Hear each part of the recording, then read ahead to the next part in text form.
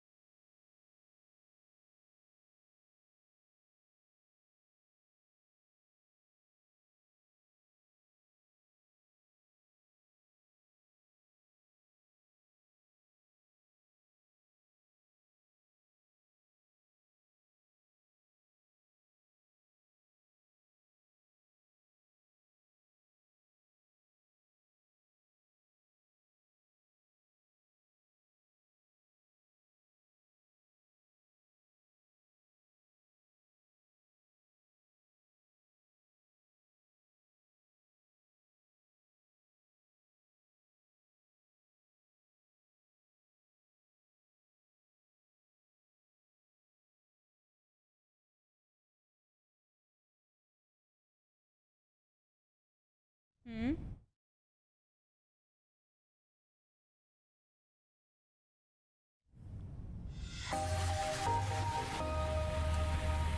All right. Good afternoon, everyone. Thanks so much for being here with us for another day of Chicago Live. It is Thursday.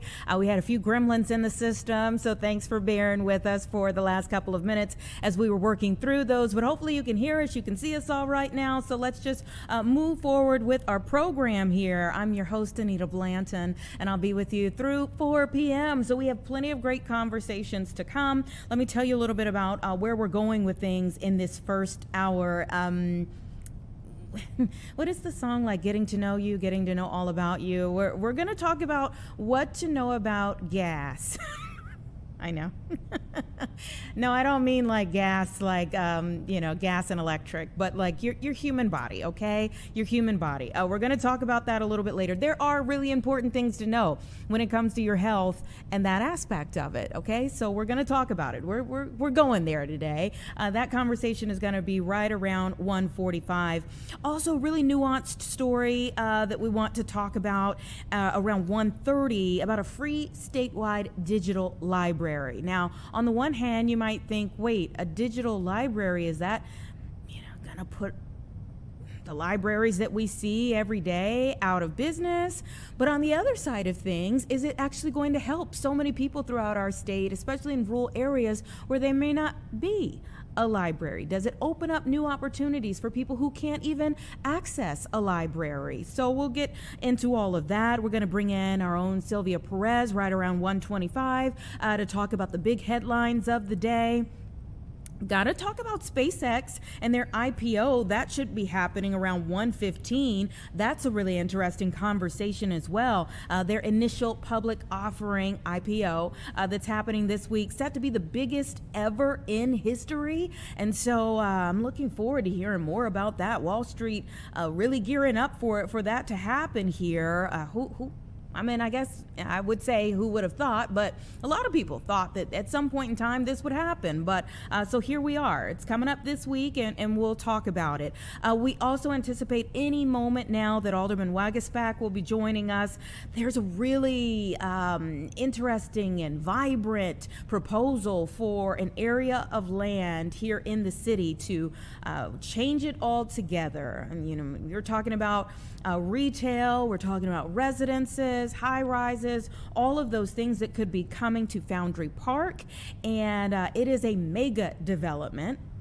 talked a lot about mega developments, and so 3,000 housing units. We're going to get all of the details and the price tag for it all coming up again from Alderman Scott Wagasback of the 32nd Ward coming up here shortly. Obviously, today another big talker for us is the weather outside. I mean, even just this morning as I was driving in, it was beautiful, bright, sunshiny, and then boom. Standing water, had to turn around, don't drown. Look, the smart thing is not to take your vehicle when you see that standing water and assume you know how deep it is. So we had to turn around, myself and several of the cars behind me, having to turn around to go a different route because there was standing water on the road. And so many people have had instances like that, damage to their vehicles, lots of trees down, things of that nature. And whenever you have a lot of trees that are down, you typically have power outages. We had a ton of them. So as I'm sitting here looking out of the window, the clouds are starting to move back in.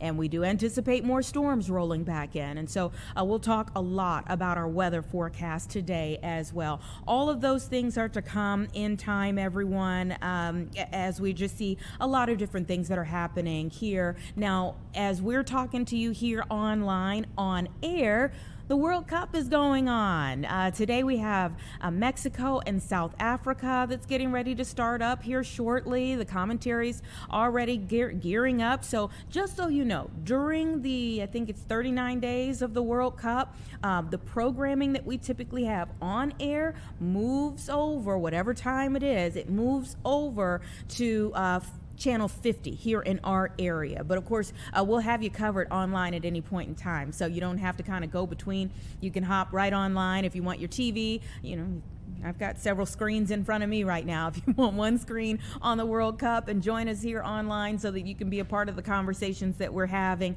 we're going to move right along. So we have plenty of conversations that we're going to be having here during those times, during the days that we have the World Cup. Things won't change for us here online. Now it's 1:07. Perry is our first guest here.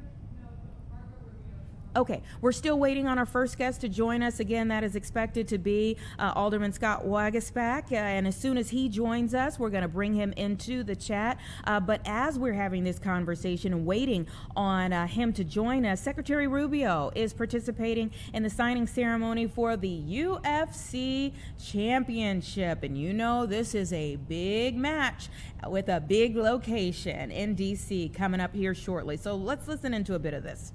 Maybe 35, but there were no rules, there was no structure. I remember the early fights, I used to watch them back in the day, and it was, you could get like a 170-pound Brazilian jiu-jitsu guy fighting a 250-pound heavyweight who was a striker. I was like, how do you put this, the rules weren't clarified. And Dana and the people around him had a vision, and that is to create a structure around this company, to give it rules, to define it by weight class, to structure the events, and it attracted some of the best athletes in the world. And what you've built now is this global company that not so long ago would have seemed impossible. Back in the day when boxing commissions, that's what they're called, or athletic commissions, were a little bit reluctant to give you permits to stage these fights or put on these events, or when no one knew what it was, you were able to plow through that. And today you have one of the most recognizable American sports brands on the planet. And in and of itself, I think reflects so much the American spirit is reflected in this American company. Here's the second point. It truly is the United Nations of fighting.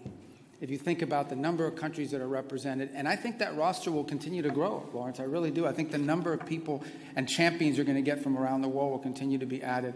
And I can tell you this is true, and I can tell you about your global reach because the president, and I have another job and spend a lot of time at the White House, the number of foreign leaders that want to come to this is unbelievable. It's to the point where we may have a diplomatic crisis because it's like, we can't bring everybody. And so they follow, and some of them don't even have a fighter in the fight from their country. They just want to come because they are fans of the sport and they follow it. But to be honest with you, some of the countries that are represented in these fights, most Americans, because it's not their job to track this, have never heard of that country in their life. Have never heard about their country, have never heard about that person, where they came from, until they saw a fighter from that nation step into the ring. And between that and the bios that sometimes come with the profiles leading up to the fight, it is also educating Americans about cultures, societies all over the world. The third is the power of convening. We have very few things left in our society, and I would say in the world, that convenes us all. We are so divided by so many different things. We get our news from different places. We follow different accounts online.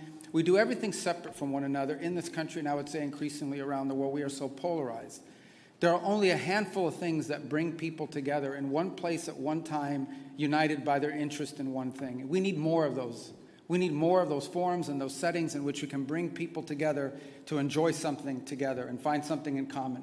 And if you've been to UFC fights, and I've been to many, and you look into the crowd, I mean, the crowd is as diverse as you can imagine. And I'm not talking about ethnic background. I'm talking about economic background. I'm talking about social background. I'm talking about geographic. This is one of those few things we have left in our country, and I would say in the world, that brings so many people from so many different places, so many different backgrounds, and so many different points of view together for a few hours to enjoy one thing in common. And the bonding power of that is incredible. And it's something we want to share with the world, which is why making this towards diplomacy such an important agreement we're going to sign today.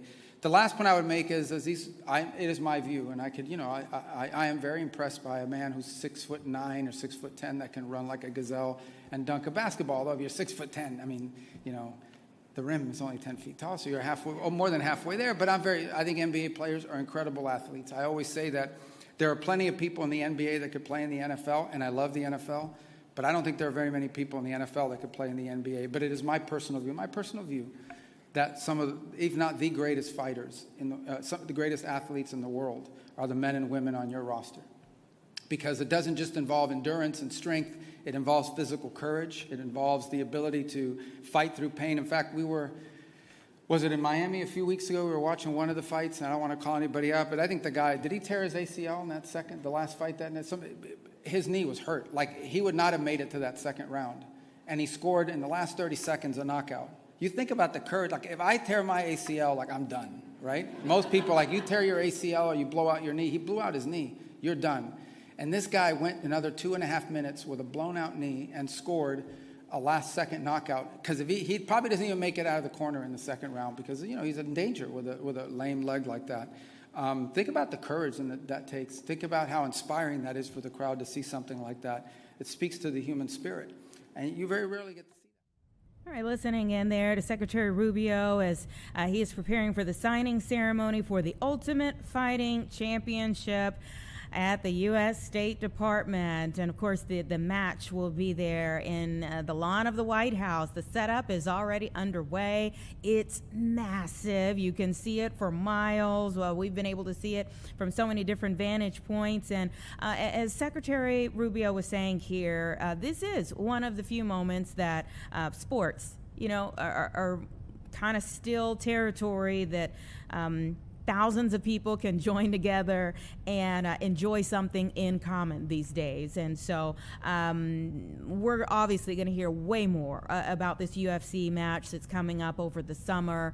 It will be happening on the president's birthday, but it's billed as part of the America 250 celebrations that will be happening. So he's continuing on. Secretary Rubio is continuing on with that signing ceremony. But our first guest has arrived in the chat now. So we have Alderman Scott Waguespack here from the 32nd Ward. Thank you so much for your time this Thursday.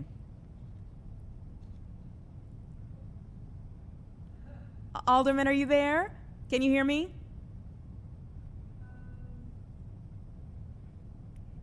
I don't think he can hear me. Alderman Waguespack, can you hear me? I can now, yes. Wonderful. It's Anita Blanton. Just so we all saw you have a drink of something, so let's clear up what it was so no one makes anything of it. Okay. All right. We popped that camera up just in time, so I'm like, let's just make sure everybody knows what it was. It was coffee. All right. So thanks so much for being here on the show. Tell us about Foundry Park. Well, Foundry Park, I think as a lot of people know, is the second iteration of what Lincoln Yards was. And Lincoln Yards was that area between essentially north of North Avenue around the Home Depot and going up past Cortland across the river, going all the way to almost to Clybourne in that area, and then to the river and across. So it's a pretty large area, over 40 acres. And what we have right now is since Sterling Bay and that whole project fell apart, We have a new developer that came in last year and has been working with the community. And for the half of the project on the essentially the east side of the river, we have 3,500 new residential units going in, along with commercial and retail. So we're really excited about essentially rebuilding that whole area after I think about 8 years of waiting. A lot of people have been looking and yes, waiting to find out, okay, what is this going to be? And kind of hearing a lot of different things. So now we're starting to get some movement here, some details here. What are you most excited about? Well, I'm excited about the new residential. We have affordable housing going in, but when this project started out, I would say about 8+ years ago, the community was really overwhelmed with the whole concept of just towers, towers, towers. So essentially, what we're looking at now is a mixed type of housing. So there'll be single family, there'll be apartments and condos, there'll be some towers, but really what we're focusing on is the river portion of it. So we are spending funds to rebuild the seawalls that have been falling apart, but also creating a new river walk that would tie to other parts of not just downtown, but trying to tie the river to other parts of the city where we, might be looking at Pington Park or somewhere further south on the south side where we could have these connections that really bring people together. And of course, this is the former Lincoln Yards site. When people talk about Lincoln Yards, and I remember the minute I moved here, so much conversation about that Lincoln Yards site. What happened? Well, I think things there obviously with COVID, things got pretty tight in the housing market and finances, and that really had a part of it. But I think there wasn't enough movement by the company at the time to focus on that project and not a whole bunch of other things that they had going on. But regardless of what happened there, once I moved into that area, so we had redistricting and I picked it up, worked immediately to try to find ways to reignite the project. And we got a good developer, because the banks basically pulled the plug on the Lincoln Yards project. And we had to find a way to make sure that this area was rebuilt. So it is getting TIF funds for the roads and for the seawall and for the parks that are going in. But in reality, most of it's being kind of borne by this new developer coming in. And what I want to focus on with the neighbors too is the open space and the park space, making sure that it's accessible to everyone, which in this case, we really have a good plan coming out of it. And what's the timeline that we're looking at here? So they're kicking off already. So we've been working on, in terms of the infrastructure, working on Cortland and making sure that that's going to be reconstructed for bike lanes, for the bus lanes, so that they make them more of a priority, and of course the walking space. Probably a 5-year plan overall once you look at the 3,500 housing units and all the commercial. It is a big plan, but I think the developer's moving forward very quickly. We're actually going this week to make sure that we have all the planning lined up, which we do. And then they'll be able to kick off probably in the spring for the more private side of things. And when it's all said and done, I mean, what do you think it's adding to this city? I mean, it obviously takes a whole lot of money to add the actual structures there, but what do you think it adds to the city? Well, I think quite a few things. So this was an old industrial area. If you remember, it was like General Iron, and that's a separate project, but that's going to tie into this. It was the old Finkel steel mill. And if you used to go down Cortland years and years ago, you could ride your bike through there, drive through, and you could see them pouring the steel literally right there in the factories. So what we're doing is, number one, cleaning up a large portion of this area to really make it accessible to people. And that'll be the parks and the sidewalks and the open space. But it's also bringing jobs, not just the temporary ones, but, new businesses in that area with a focus on, retail, medical, some other uses that we hope will bring more permanent jobs. But I think the key here too is the affordable housing as well as the tax base that's going to be created here to really help Chicago grow more. And we know in the city council, the group that I work with the Budget Coalition, we know that we have to build more sensibly, but we also have to grow that tax base more to ease the burden on taxpayers throughout the city. So that's really what this helps out on too. And that is a huge part of it, as everyone finds out their property tax bills will be late again. But, it is a huge part in terms of spreading that out and getting more people, invested in it. Yeah, and I think when you look at the city as a whole, this really makes more connections. There's a big gaping hole there with nothing happening in it for many years. So when I got a hold of it, we immediately said, let's change the plans. Let's try to get something going. On the south and the west end of it, that's a different developer, but we already have several new businesses that are coming in they're bringing in jobs that are not just moving from one place to the other, but creating new jobs because we have a robust manufacturing area over there too. So we're trying to figure out how do we keep these things connected? How do we make sure that the different types of businesses are working together and that Chicagoans can still utilize this area?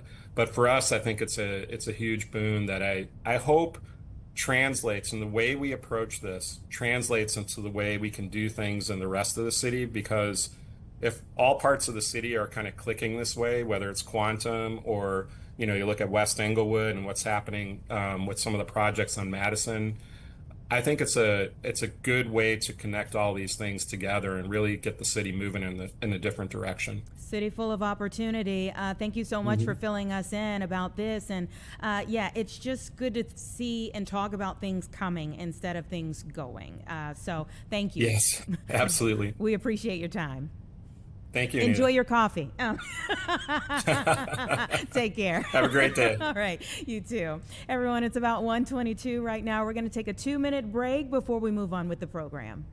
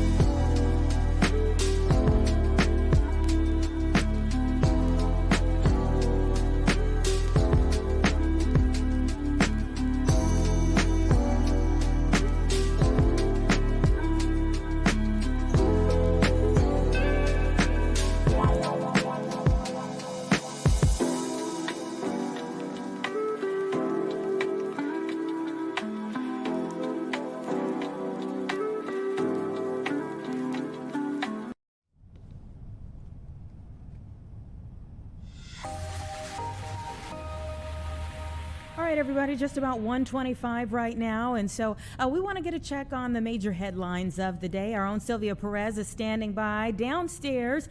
Sylvia, what's going on? Hey, Anita, good to see you. Well, there's a lot going on today. We're going to start with, you might remember that accident, deadly crash in Oak Brook involving an 18-year-old and the death of two people. Really a sad story. 18-year-old Francisco Rendina, he's charged with multiple counts of reckless homicide. Prosecutors say that he was speeding down Highland Avenue in Downers Grove when he hit another vehicle. This was back in March. Well, he's going to remain in custody. There were some questions as to whether that was going to happen, obviously involving the age. The state's attorney's office is saying that the 18-year-old was traveling 89 miles per hour in a 40-mile-per-hour zone. And again, as I said, both passengers in the other car were pronounced dead at the scene. He's going to be back in court, though, on June 30th. And then if you haven't already spoken about this, I'm sure you will. And that's about, as you know, we are bracing for more storms, which a lot of people are kind of hunkering down after yesterday. Did you happen to see the video, Anita, of some of these lawn chairs at a rooftop pool being blown off of the rooftop onto the streets at all? You know, it has to be some powerful wind for something like that to happen. Yeah, it was crazy to see. So that was yesterday. So everybody's getting ready for round two. As you know, those storms yesterday brought strong winds, widespread flooding. They had a lot of downed trees. And Mike is saying that tonight's storms could bring large hail and severe thunderstorms as well. So we are keeping a close eye on that. And finally, Sean Diddy Combs in the news again. He's facing some new allegations. Yeah, new charges of sexual assault. This goes back pretty far. This is actually from a man who is suing him anonymously, claiming that Diddy assaulted him at a Hollywood Hills home when he was much younger. This occurred in 2007 when the man says he was a minor. He is claiming that Diddy actually lured him there under the pretense of career help. Diddy's reps, of course, denying these claims, calling them false and money driven. But once again, he's in the headlines. But the biggest headline for us, Anita, back here, of course, is we're keeping an eye on the storms as we see them moving. I'm in the newsroom. I don't know if you can tell. We do have some windows. You can see it's starting to get a little dark out there. Yeah. There's a great shot showing the clouds moving in. So we're getting ready to be on top of all of this. If severe weather hits, we will be live, both live streaming and broadcast. So keep an eye out on that because we're keeping an eye out for you. Yeah, more than just the clouds have moved in. I'm watching a whole lot of people running around right now out of my window. There's a lot of rain coming down. It's a group of people with their umbrellas. Yeah, so the rain has moved on in, and obviously we're looking to see, is it going to be like the last round yesterday? Hopefully not, because a lot of folks have cleanup, if nothing else. I know. And we saw Saquon has been out covering all of the damage. I know you guys are speaking or spoke to her as well. It was amazing to see the damage that occurred as a result. Some of those cars and the trees, old trees pulled out from the ground. Yeah. So it was pretty windy. Pretty shocking stuff. Yeah, we're going to be speaking with Streets and Sands coming up in the next hour. And I know we're going to talk to you a little bit more in the next hour as well. So thank you for letting us know what you have going for this hour. We'll see you very soon. Yep, see you soon. Okay, all right, everyone. About 1:28 right now, and we're gearing up for a couple of different things. So give us 2 minutes, and then we'll kind of reset, and we'll let you know where we're going.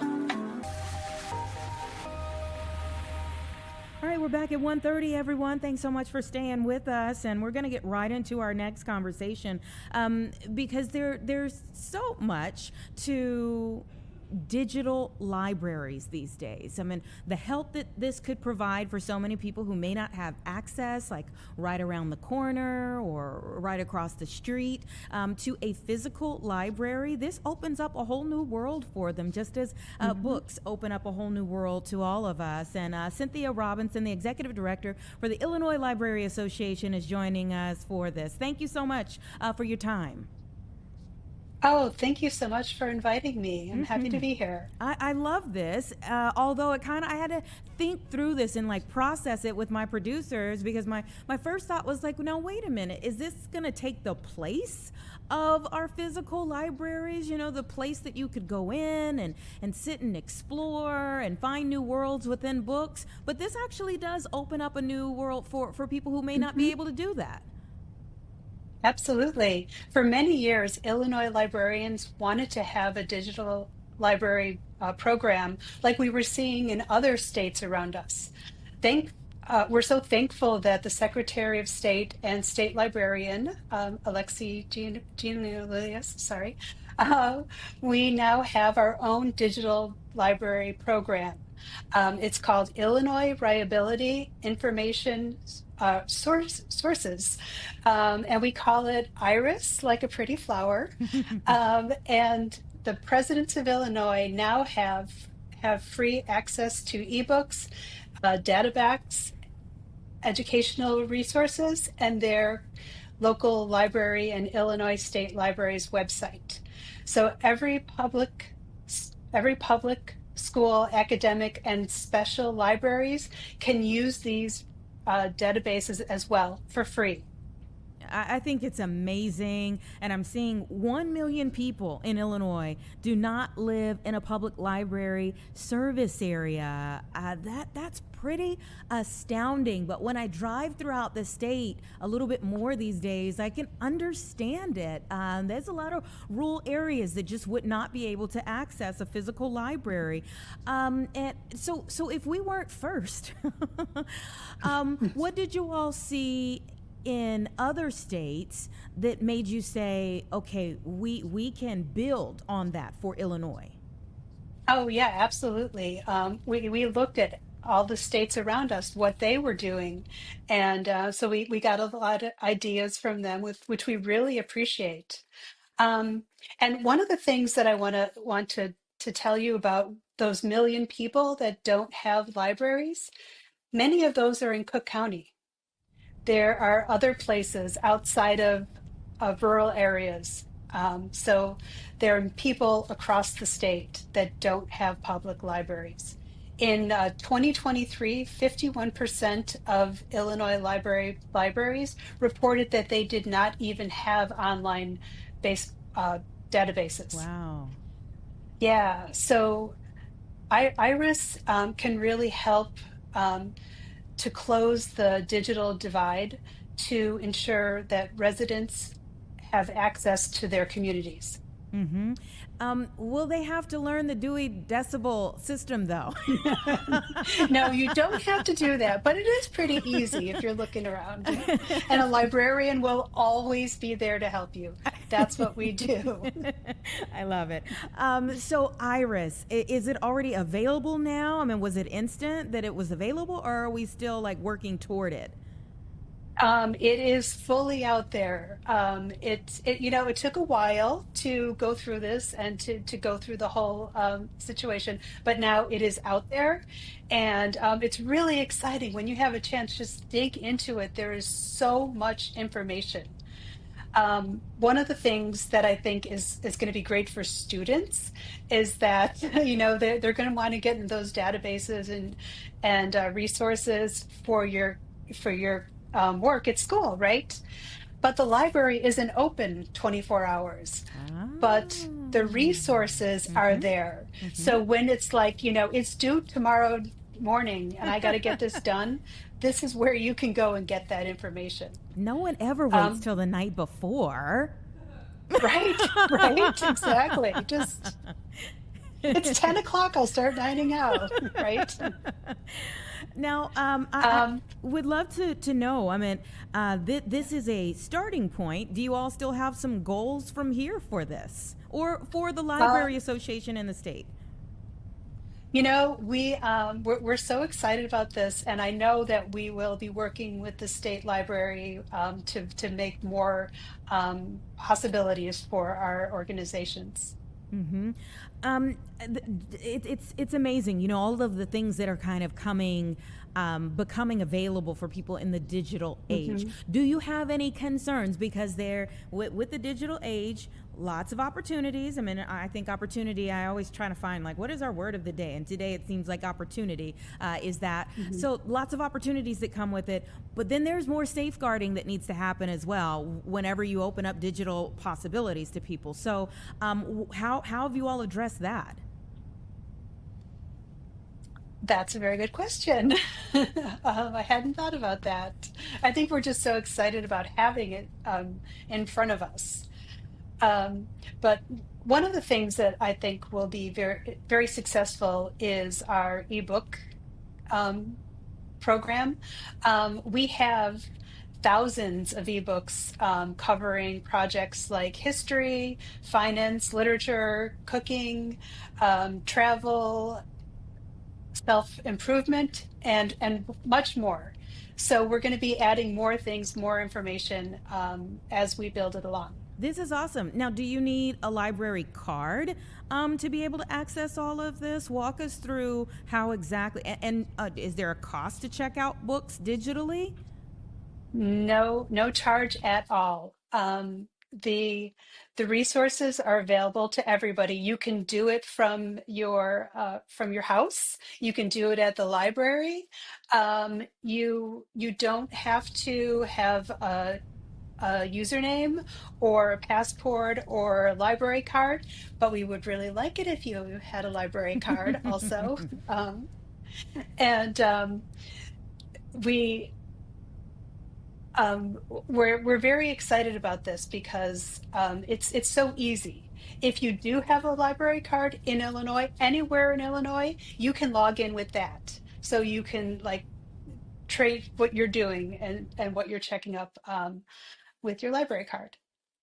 Cynthia, wonderful speaking with you. Thank you so much for advocating for greater access for libraries throughout the state, and I can't wait to see all of the people that are able to use this new digital library program. Thank you.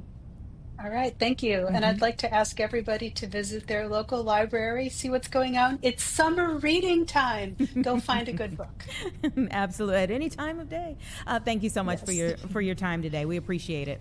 1:38, everyone. Listen, while we were having the conversation with Cynthia Robinson, the executive director for the Illinois Library Association, there is some straight up trash talk, if you will, happening on the House floor. This is Indiana Senator Todd Young, and you see what's next to him. Yes, you do. That is a Bears poster. So we want to listen to what he has to say.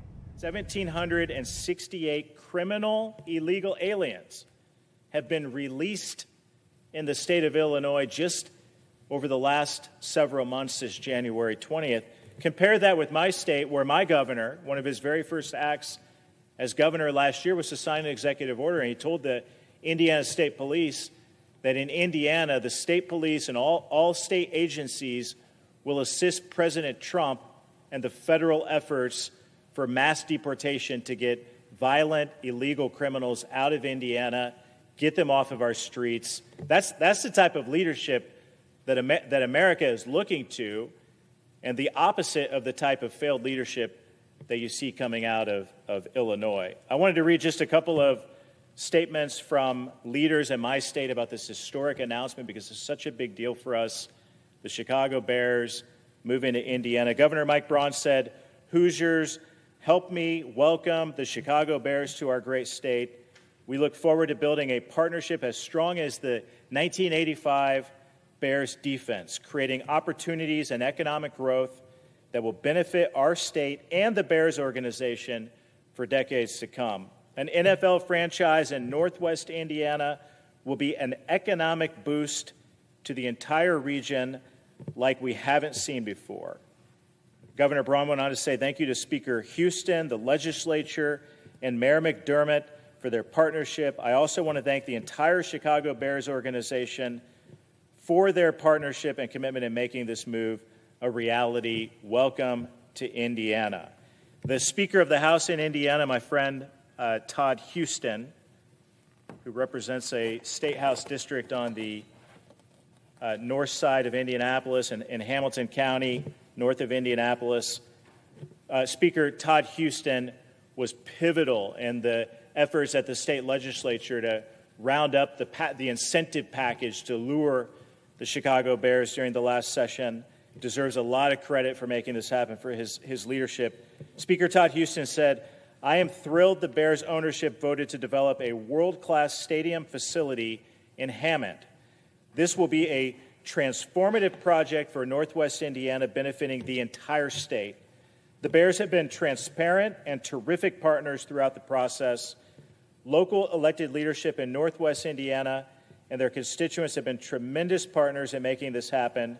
This is a fantastic win for Indiana, and I thank Governor Braun and his leadership team. The Bears join a long line of companies and residents choosing Indiana to invest, grow, and pursue opportunity, and I look forward to many more making that choice. Mayor Tom McDermott is actually a Democrat mayor of Hammond, Indiana. It shows the bipartisan nature of the leadership in my state that made this historic announcement possible. Mayor Tom McDermott, the mayor of Hammond, said the Chicago Bears chose Hammond, Indiana because they see what I have said for years. Hammond is a successful city of opportunity and possibility, an excellent choice for such a significant investment. The city of Hammond and the entirety of Northwest Indiana will benefit from this transformative investment. I am proud to have partnered with our state leaders to secure this win. I'm grateful to Governor Mike Braun, Speaker Todd Houston, Senator Ryan Mishler, and our local legislators who pushed this deal over the goal line. Mr. President, I want to compare this a little bit. I mean, you heard from the Republican governor, the Republican Speaker of the House, the Democrat. Those are quotes from the Democrat mayor of Hammond, and the other two. By the way, the Illinois legislature, before they left their state capital last week, completely fumbled an opportunity to provide some kind of package to keep the Chicago Bears in Chicago. Their pattern of failed leadership was on full display as they left their state house last week, and it was after that that the Chicago Bears organization, leadership, ownership, made this historic investment. As you can imagine, a lot of embarrassment for the leaders in Illinois with this big announcement. In fact, Governor J.B. Pritzker, this is what his office had to say, the opposite of what the Indiana leaders had to say. This is what Governor Pritzker and his office had to say last week after this announcement was made. According to Governor Pritzker's office, the Bears have built a storied legacy in Illinois for over 100 years, but have spent the last 6 years, and especially the last few months, shifting their position on a stadium location that has hindered their progress.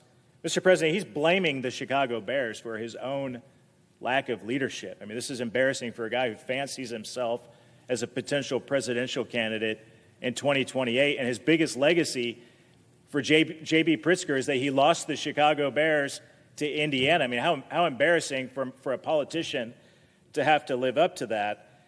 Meanwhile, though, this is what Governor Pritzker had to say about illegal immigration. I mean, get this. Governor Pritzker said, quote, I am going to do everything that I can to protect our undocumented immigrants. So you see what's going on here. Governor Pritzker is far more focused on protecting illegal immigrants in his state than he ever was on providing any type of leadership whatsoever to keep the Chicago Bears in Chicago or in Illinois. I mean, you see the type of failed leadership in Illinois that the successful leadership of Indiana has seized upon. And then, Mr. President, you hear from the socialist mayor of Chicago, Brandon Johnson. He had this to say. He said, over the last several years, the Bears have stated their intentions in multiple jurisdictions, and today's announcement is not surprising. So again, the mayor of Chicago blaming others for his own lack of leadership. Yet the mayor of Chicago also had this to say, Mr. President. He said, quote, "Law enforcement is a sickness," end quote. So this is a man who just doesn't have his priorities straight. He's anti-police. He's one of the defund the police Democrats from a city that has high violent crime rates.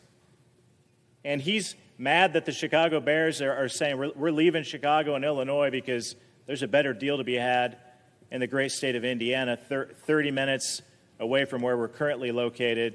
You see the type of failed leadership in Illinois and the type of successful leadership in my state of Indiana. I want to just finish my thoughts with this, because I think this sums it up.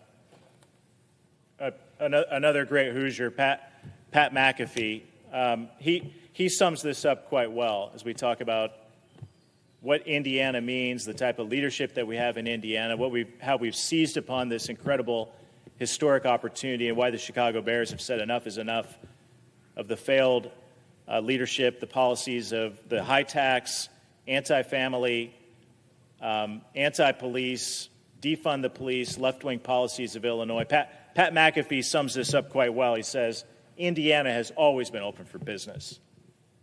They pieced this Bears deal together so fast. That's the type of great leadership that all of America is looking to. For the first time in my life, Mr. President, I say, go Bears. I can't wait to drive an hour and a half up US 30 from where I live to go cheer on the Chicago Bears when this stadium is built in a few years in Hammond, Indiana. And I think there are going to be a lot more Chicago Bears fans out there when this stadium is built. A lot of Hoosiers that are going to go to this new stadium. A lot of people from Illinois that are going to be coming over the state line and seeing even more the very best of what Indiana has to offer. So good news for Indiana, bad news for Chicago and Illinois.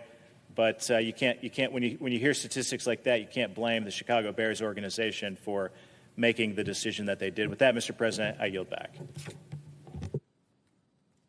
All right.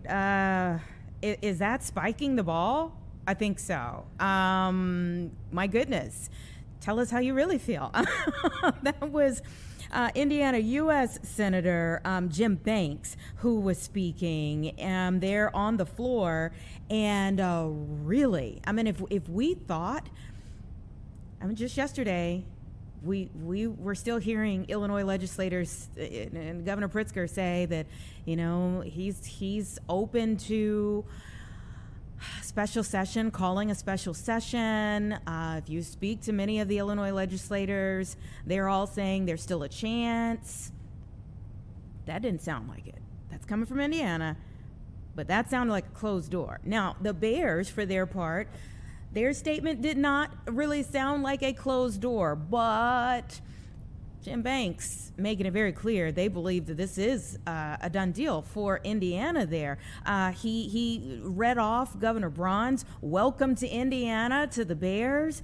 He talked about Todd Houston working to get this deal through and how this was a bipartisan effort. You know, the senator there is a Republican. The governor there is a Republican. Thomas McDermott, the mayor of Hammond, Indiana, the potential site for the Bears in the future, is a Democrat. And so he said this was a bipartisan effort, kind of putting all those things aside here. He talked about this being an economic boost, transformative opportunity for the state of Indiana, and that they really worked together to push this deal. He had plenty of you know, pointed words, kind of going back to football analogies, but they pushed this deal over the goal line. He said over the goal line. Now, we said maybe this was in like the red zone, but he sounds like this was a touchdown already. I don't know. He called out Illinois big time in his statements there. He said Illinois fumbled this deal, that this team, this franchise, that it's a pattern, these are his words, a pattern of failed leadership, that the Illinois legislators should be embarrassed. Governor Pritzker is blaming the Bears now, and he called Mayor Johnson out as well, called him the socialist mayor, and he talked about some of the, his comments went well beyond just the Bears deal, and kind of sticking it to them for their overall policies, policy positions, whether it's from immigration to police reform and many other things that he talked about there. And he brought up a statement from NFL host Pat McAfee, who said Indiana has always been open for business. They pieced this Bears deal together so fast. And he said in closing that you can't blame the Bears for wanting to go over the state line to Indiana. This is very interesting. Again, from what we have seen and the statements we have seen, it seemed like maybe there was like a sliver of a door still open for Illinois. That is not how Indiana is talking. They are talking like this is a done deal. Welcome to Indiana, to the Chicago Bears. I do know that we have Lauren Scafidi, who is going to be talking with Governor Pritzker.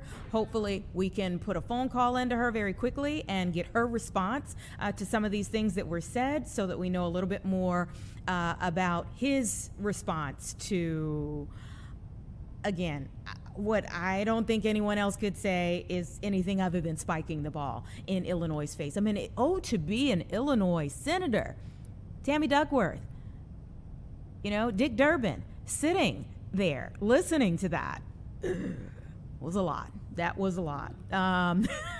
But here we are. So hopefully we can sneak in that question and get a response to Governor Pritzker and Lauren Scafidi's interview. I think that's coming up in about 30 minutes or so, and we're going to hear from her just as soon as she finishes that interview. But give us a couple of minutes, everyone. We need to let the mic cool off and reconfigure where we're going from here with the show.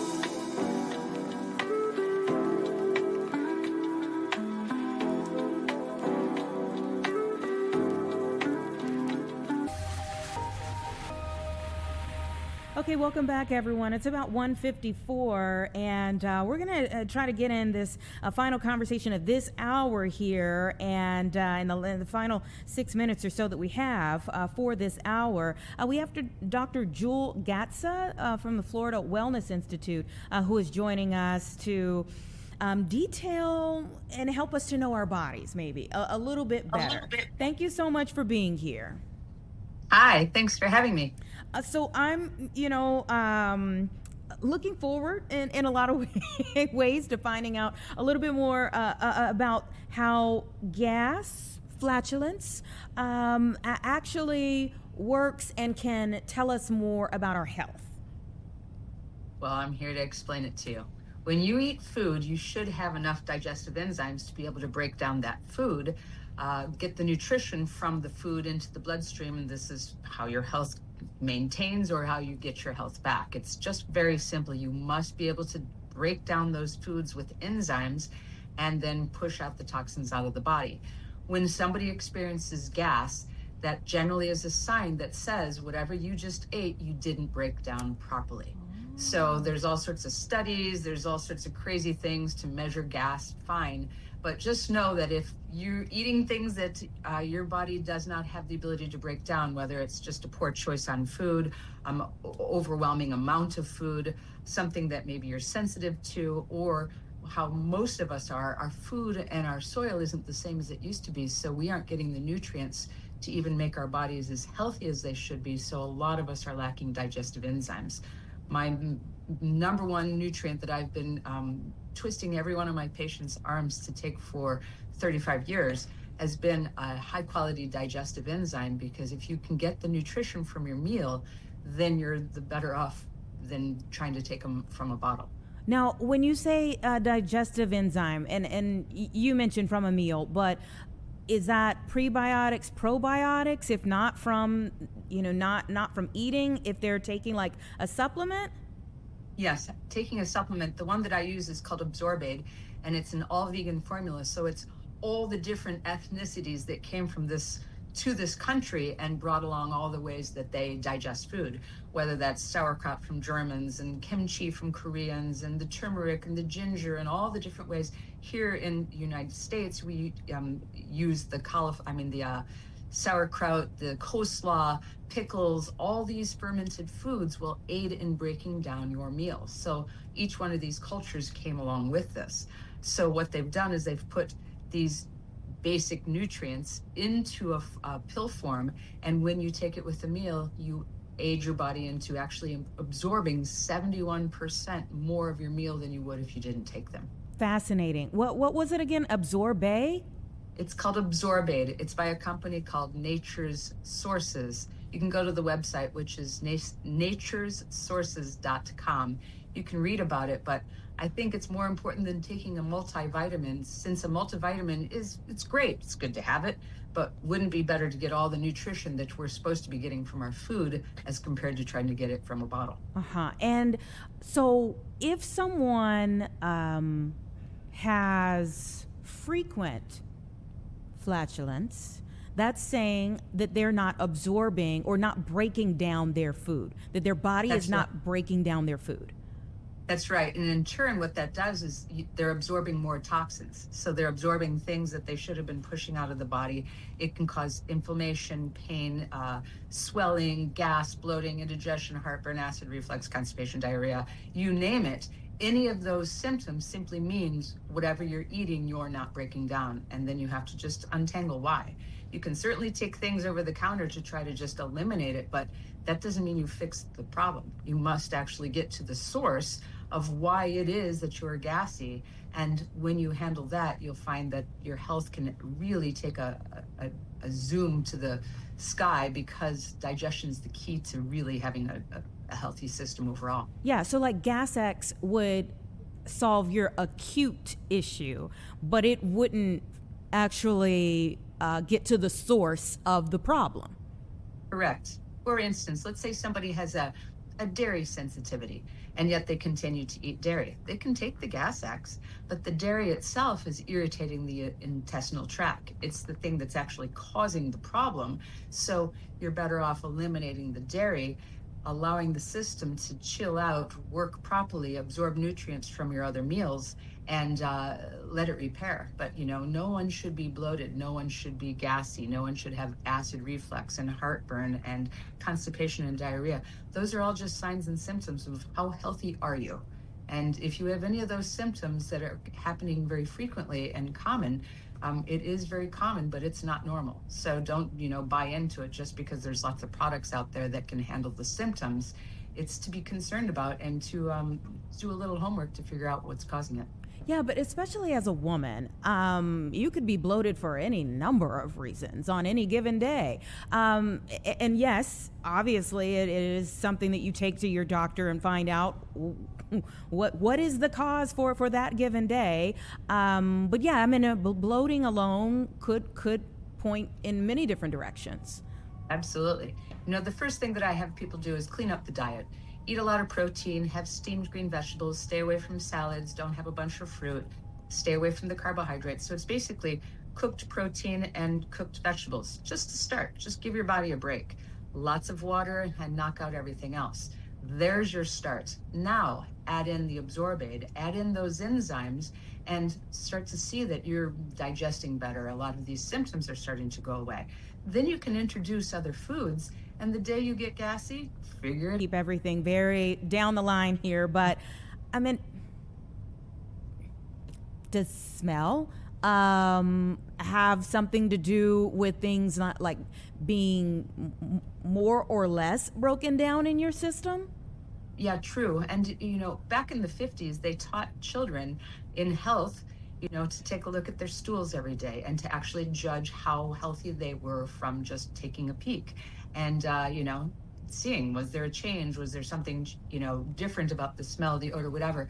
And yes, it simply means you're not breaking down those foods. So let's just say, red meat is hard to break down. It's a good food for the body, but people who are already challenged are having a hard time breaking down that food.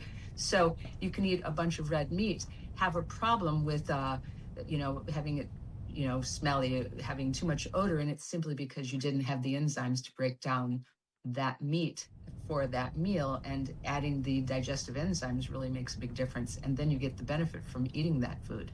Yeah, sometimes you smell things and you're like, they need to eat more vegetables. It's true. I mean, pretty much everyone's, needs to eat more vegetables. And I'm not a big fan of salads when people are experiencing any digestive problems. They're too hard to break down. They're complicated food. Yes, there's lots of food value to it, but you want to make an easier system. I always take a look at it like, let's say it's a sick 2-year-old that's been dropped off at your front door. What are you going to feed them?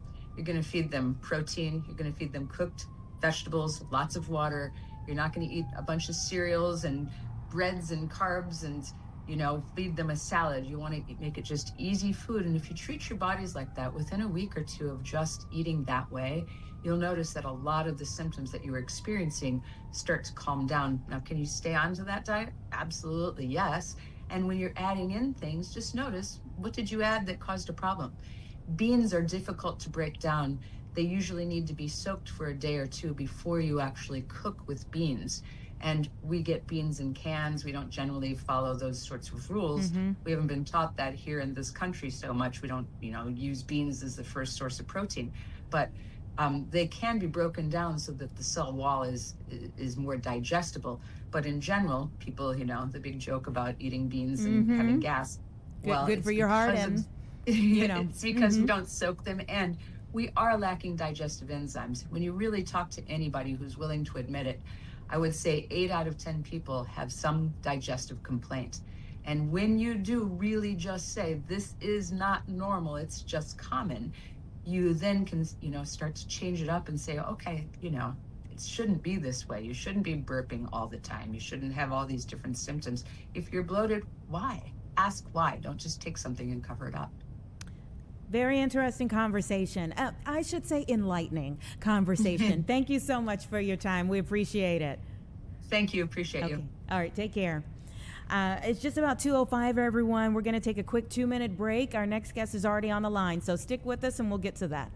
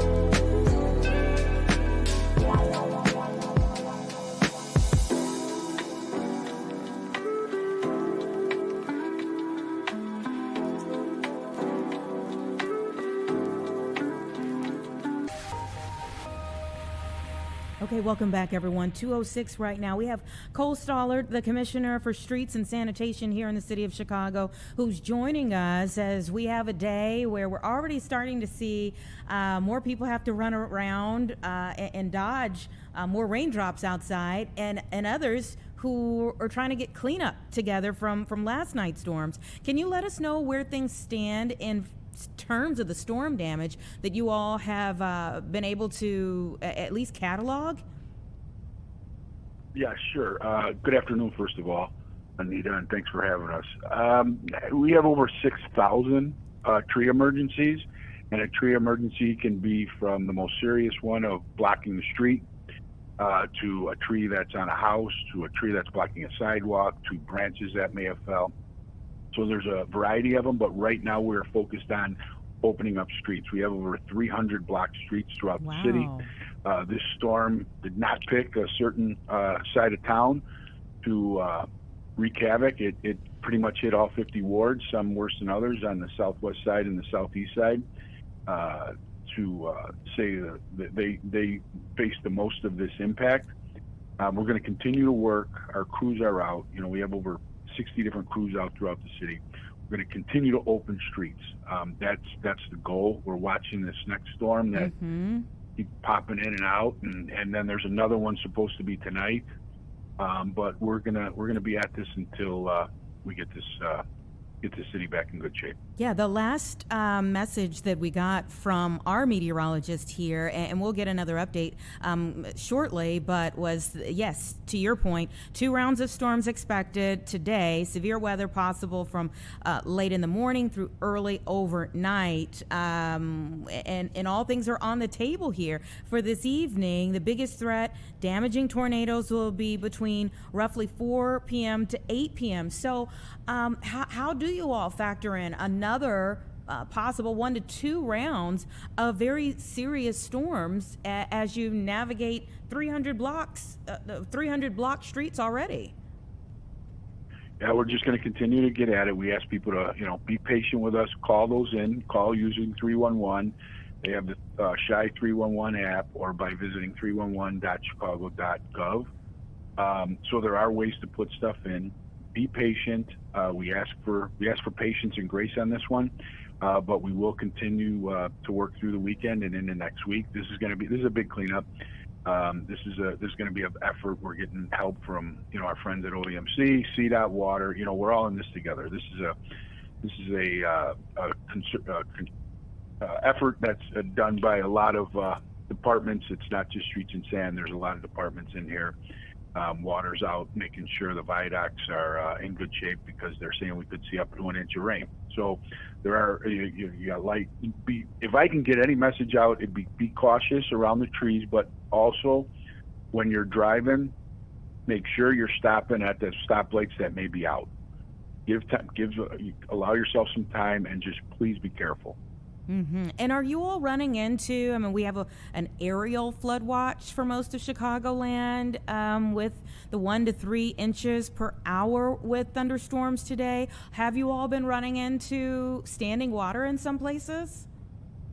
You're going to see standing water. You're going to see our trees on the street. You're going to see lights flashing. You're going to see lights out. You're going to see street lights out. I know ComEd's working, we're working. Everybody, this is all hands on deck.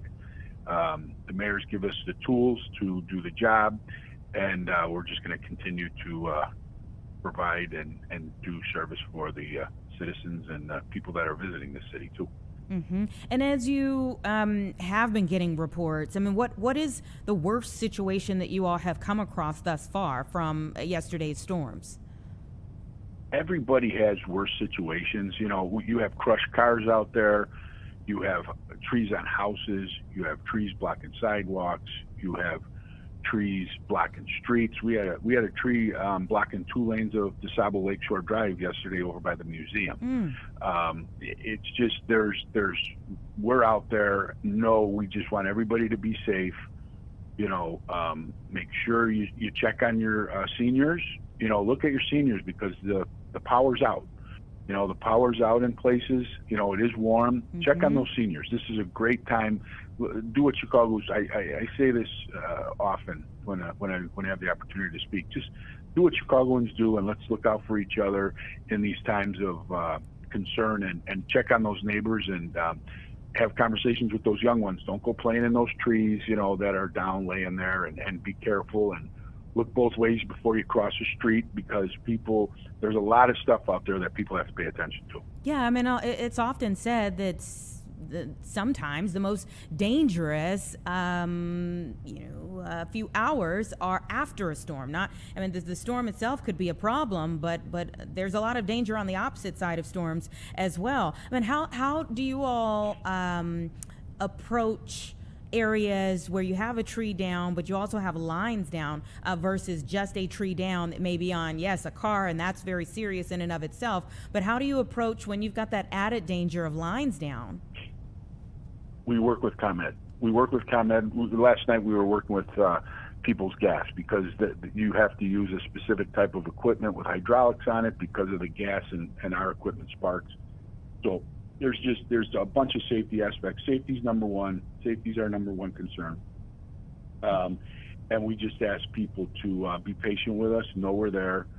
We've been through this before, and we'll get through it. It's just these couple days in the beginning we just ask for people's patience. Mm-hmm. And when you say you've been through it before, for sure, but when we talk about the possibility of strong storms coming through the area, is this what you expected by today? Definitely. I was guessing 4,000 to 5,000 off of yesterday's storm, and we're over 6. So I was a little bit off on my numbers, and it did hit all the wards. So again, some on the southwest side and the southeast side, they kind of pretty much got the brunt of a lot of it, but there's trees down everywhere. We've gotten calls and a call sheet where it's literally every ward. So again, we're just keeping a close eye on this one. We have to keep an eye on our people that are out working through this storm right now, and make sure their safety is first and foremost. And again, we have people out there that are working long hours in warm weather. We just I just like to thank them. You got laborers out there, you got drivers out there, you got operators out there, you got electricians out there, plumbers out there. You just got all these unions and people that are working together to try to get the city back to where we need it to be. And we're certainly grateful for all of them and the wonderful work that they do on a regular basis, but especially when we have a situation like this. And so you're anticipating, given we don't know what's coming with this next round of storms, if it just stayed at the 6,000 tree emergency you already have, the 300 block streets, how long do you think that recovery would be? What is that, a Friday you think we would have all of that behind us, or Saturday? And again, that's putting today's storms aside. Yeah, we'll be working it. Our goal right now is to get those 300 plus, and just talking if we don't get anything else. Right. We got to get through those 300 streets. We have to. We have heavy equipment out there, just literally pushing to the side. We have tow trucks relocating cars, just so we have a space so we could push those things to the side. Safety's paramount. You got to get ambulances through. You got to get fire trucks, police cars. People have to get through. So we're trying to open up these streets as fast as safely as we can. But these are some big trees. We saw a 50-inch tree. To put it into perspective, it's big. You can't even imagine it, but we're seeing those down. That could take us 3 hours to get that in some kind of shape. That's one tree, 3 hours. So we did see some big trees go down through this last storm. So to answer your question, we're going to work tonight. We're going to come back at it again tomorrow at 6 o'clock in the morning. We still have to pick up garbage. We still have to do, normal city work, but we're going to be at this till we get it done. Yeah, and what do you think it is that, yes, sure, the storm itself and the wind with it, but what do you think it is that causes 6,000 trees to become an emergency situation? Is it the age of the trees? Is it just the amount of rain? But we've had heavy rain before and it didn't cause a 6,000 tree emergency. What do you think it is?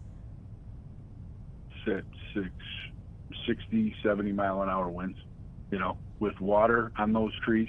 If this was If this was April, May, before those leaves get on those trees, we wouldn't be having those conversations. But when you add that water to the tree, it adds that weight to it, and now that wind comes in 60, 70 miles an hour. It was taking roofs off. We saw somebody told me there's a roof on the south side of a church that was completely off. I mean, it was devastating. This was I keep waiting for someone to say, oh, we had a tornado or a microburst or something, but those winds were howling yesterday. It is pretty amazing to see what Mother Nature can do in such a short period of time. And yes, that differentiation between a tornado, a microburst versus just straight line winds and the damage that they can cause. Thank you again so much to you joining us here today to kind of detail what you all are seeing out there, but especially the crews that are out and about wherever they may be throughout the city. As you said, the Mother Nature was indiscriminate on where the damage is. So thank you so much for your time. We appreciate it. Yeah, thanks for helping us get our message out too. Absolutely. Thank you. It's about 2:18, everyone. We're going to take a quick break, and then we're going to, we were just describing the sites around the city of Chicago, but we're going to go to Palos Heights. Casey Cronus is there. We'll get some details from what cleanup and what damage looks like there.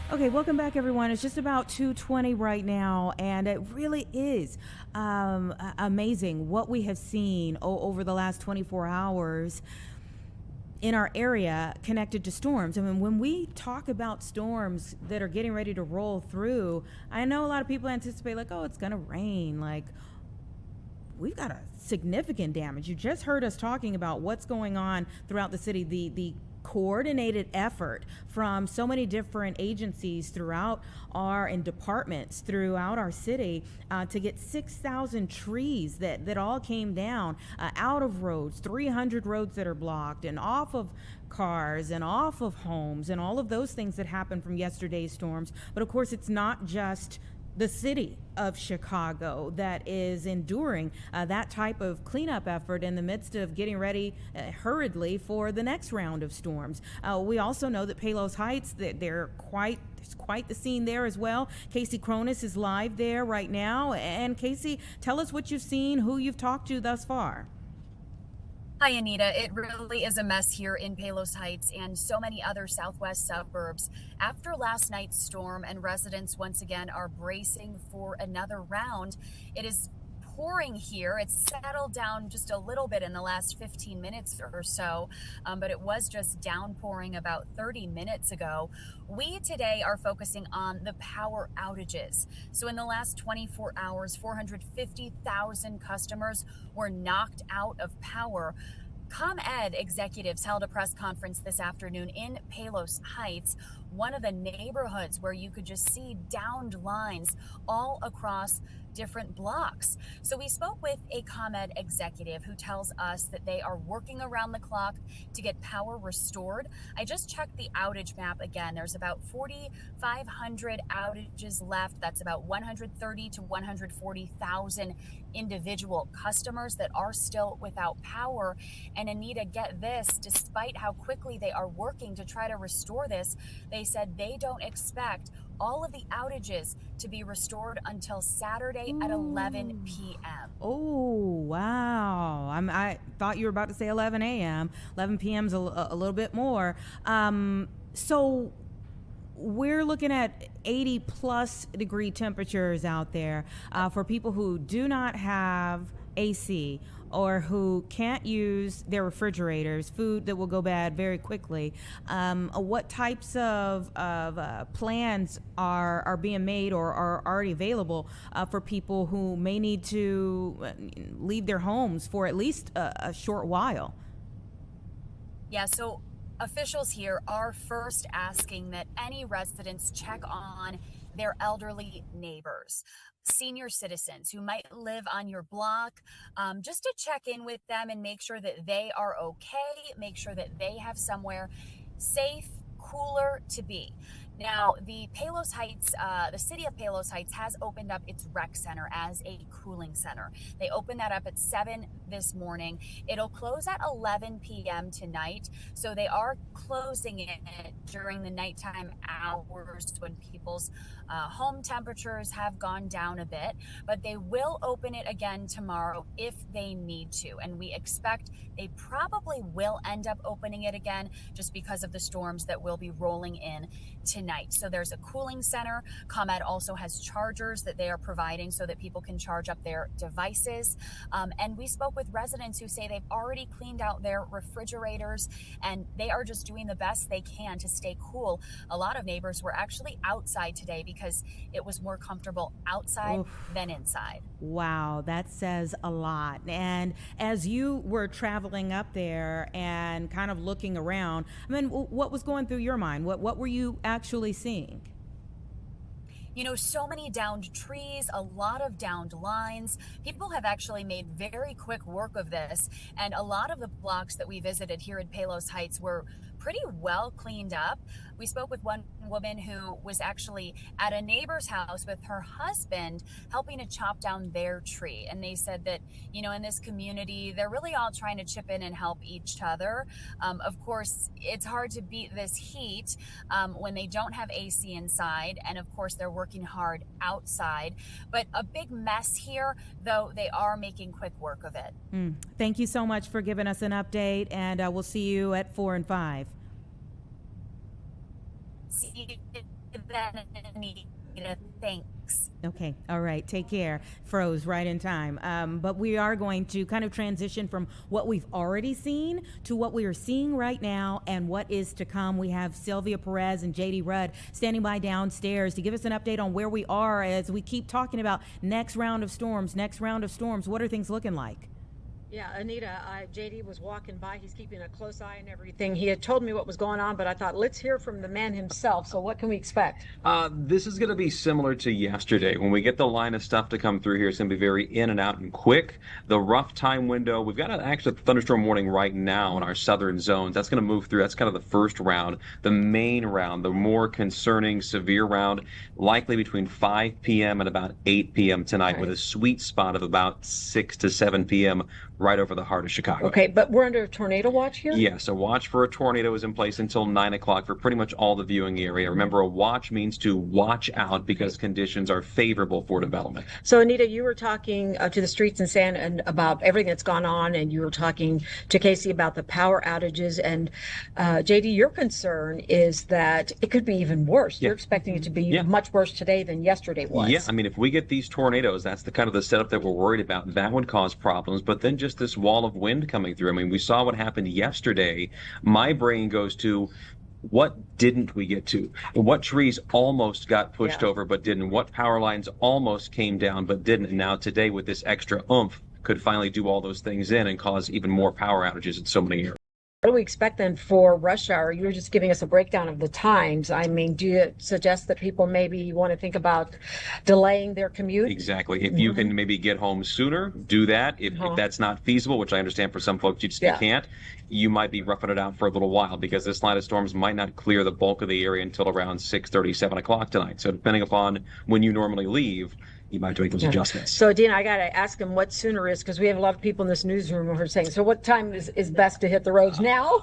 In the next hour to hour and a half, it might not be bad, especially to beat traffic and everything else like that, because I know it can be slow on the roadways, especially if everybody's trying to get a jump on things.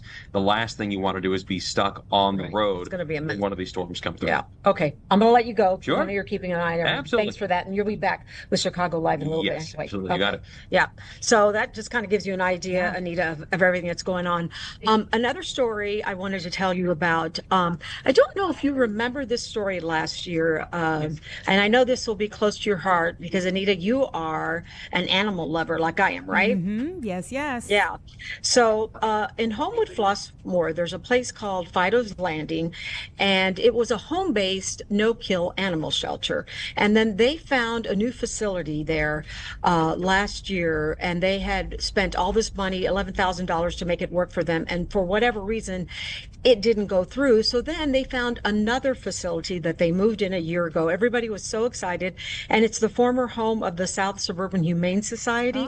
So it was perfect for them, right? So they moved in there. They were so excited. And now it turns out they're going to have to shut down because, there's major problems with the building structure. I guess they've had leaking. They have issues with mold. And the owners told the Homewood Flossmoor Chronicle that they've tried to reach out to the building owner, but he has not responded. And so as a result, all the money that they had hoped to put into this animal shelter has now had to go to building repairs. So what they're going to do is they're saying they're going to have to close down the adoption center. They're asking people to act as foster parents to these dogs and cats until they can figure out what their next step is going to be. But it's super sad just because everybody was so excited. They'd moved into this new facility. They're doing all this great work.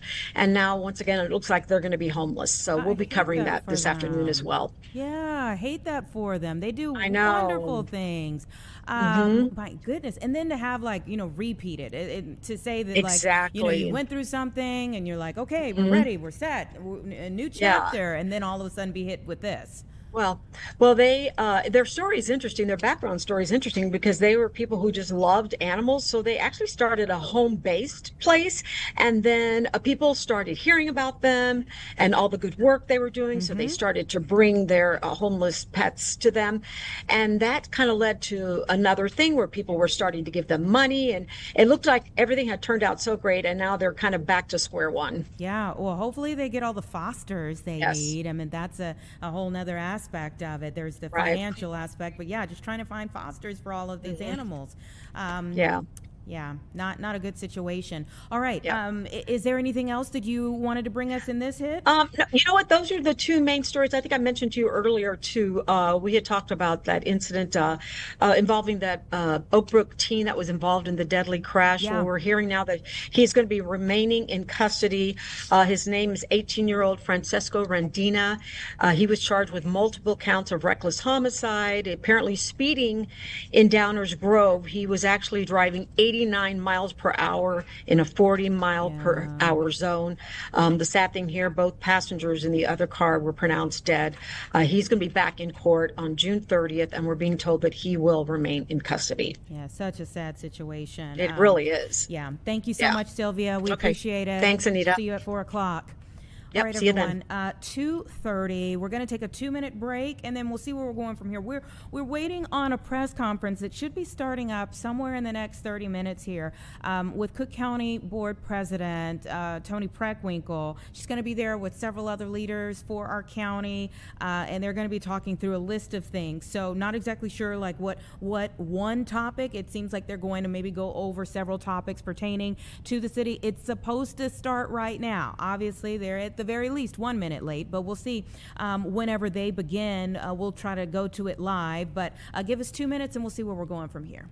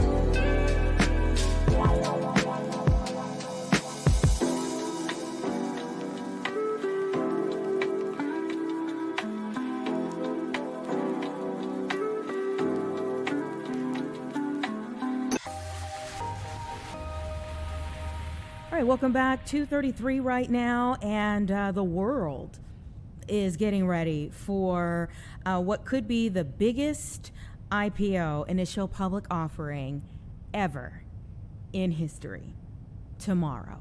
And it all has to do with SpaceX. So we have Charles Moon with Prosper Trading Academy, who's joining us right now to give us a preview. Thank you so much for being here. Thank you for having me. I greatly appreciate it. Are you excited about this, nervous about this, tense? Like, what's the mood? It kind of all of the above. This is fairly unprecedented. There's been other pretty, highly anticipated IPOs in the past, but this one's very different. This one's going to include an immediate inclusion into the S&P 500, which in the history of my trading career, I have never recalled a stock immediately joining the S&P 500. On top of that, as pretty much at listing, they're going to be one of the top 4 to 6 companies in the entire world based on their market cap. So, this is a highly anticipated, highly desired IPO, and certainly the tradition of IPOs, especially when they're really anticipated, is that the early history is that these stock prices tend to pull back. This is one of these potential exceptions where the stock could really just kind of launch and take off, pun intended. Wow. And so, yeah, there is that kind of question mark for investors as to what tomorrow will bring for them, or even the next few days. Yeah, the course of action tends to be is that the IPO price is set the night before. It's pretty well established that everybody's expecting the IPO price to be about $135 a share. The price is actually much lower because they had to do a dilution based on demand. So they actually split their original share offering by 5 to make it more accessible for more retail investors. The issue is that also once the IPO price is set, right before they're about to debut, the actual market and market makers will, have a determining price of what the stock is going to open. So a recent highly anticipated IPO that just came out a couple of weeks ago is a company named Cerberus, which was viewed as a competitor to NVIDIA. They established their IPO price at $180 and they opened the following morning at $350. And this is why the stock prices tend to, kind of pull back early and often, because there's a lot of people that are gifted shares at, a pretty favorable price. And when they get, a pretty fairly and immediate returns, especially when we scale nearly 100x in some instances overnight, it's really hard to, not take profits and cash out. So this is that balance where there's going to be a really resounding amount, especially, with the hype that's involved, from retail traders that didn't get access to IPO shares that are going to be looking to buy at the open markets. There's going to be a definitive amount of people that if it opens really, really high, well above their 135 price, that will be looking to cash out. And we're just going to have to see how the tape runs. We're just going to see if the demand of buyers really overwhelm the waves of selling and profit taking. This is why it's unprecedented, and this is really where it could become a very historic day. What will this mean for Elon Musk? I mean, SpaceX is his baby. I mean, on top of becoming even richer than he is, there's a lot of rumors that he may consolidate all of his companies to one, but it's all that hard work and fruition. And it's not just for Elon, it's for everybody that's involved or has gotten involved and has remained an employee for SpaceX. I read a story that there was a utility worker who makes $27 an hour, who's set to become a millionaire tomorrow because he was gifted $10,000 worth of SpaceX stocks when he was first hired. So, you're going to hear a lot of these stories tomorrow. A lot of people that, took on a small bonus and they took it on with stock shares that potentially become millionaires overnight or over in the near term. Wow. And so when you have all of this excitement on day one, how long do you think it'll be before things kind of level out again? This is, again, it's unprecedented. I don't know if we'll ever level out. I think there's always going to be, some sort of, especially within the first quarter, there's going to be some sort of like magic aura around the stock because, the idea of what they do, the idea of what they want to do, the obviously the huge explosion in the markets that's been tied to AI development. And, with SpaceX having the ability of having a lot of ties to communication, which is always extremely important. That's why Meta is one of the most powerful companies in the world. Twitter is now a part of SpaceX or SpaceX AI. The data center build out, the belief that, Elon wants to make interstellar travel, especially to the moon and Mars. He does have plans in the future that he's eventually going to start mining on the moon because there's so much precious metals for him to capture. There's belief that he wants to create these mini data center satellites, which will be a lot more cost effective than the communication satellites that he develops for Starlink. There's a lot in terms of the future that SpaceX could turn out to be. So, until their first earnings numbers or earnings report, where we see the true health and metric of the companies from, what revenue generation versus capital expenditures are going to be, I think everything's just going to kind of be in a speculative but highly demand nature. And again, if the stock price doesn't initially work down and can sustain their gains and really sustain their momentum, we could easily see this stock go from being 4 to 6 in terms of market weighting to start pushing into possibly the top 3. And that could be, again, we're talking about just history. we have never seen a response, a demand, or a potential stock like this IPO before.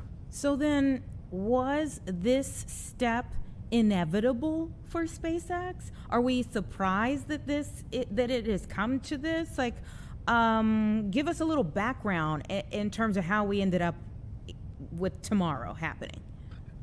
You know what? In all honesty, there's always a point when private companies, especially as large as SpaceX, they do rounds where they raise revenue, right? And what they're essentially selling is equity to private entities or institutions or investors, and they do it to raise capital. Well, the depth and the amount and the demand that they were able to raise really just pointed to the fact that there was a lot of people that wanted to get involved.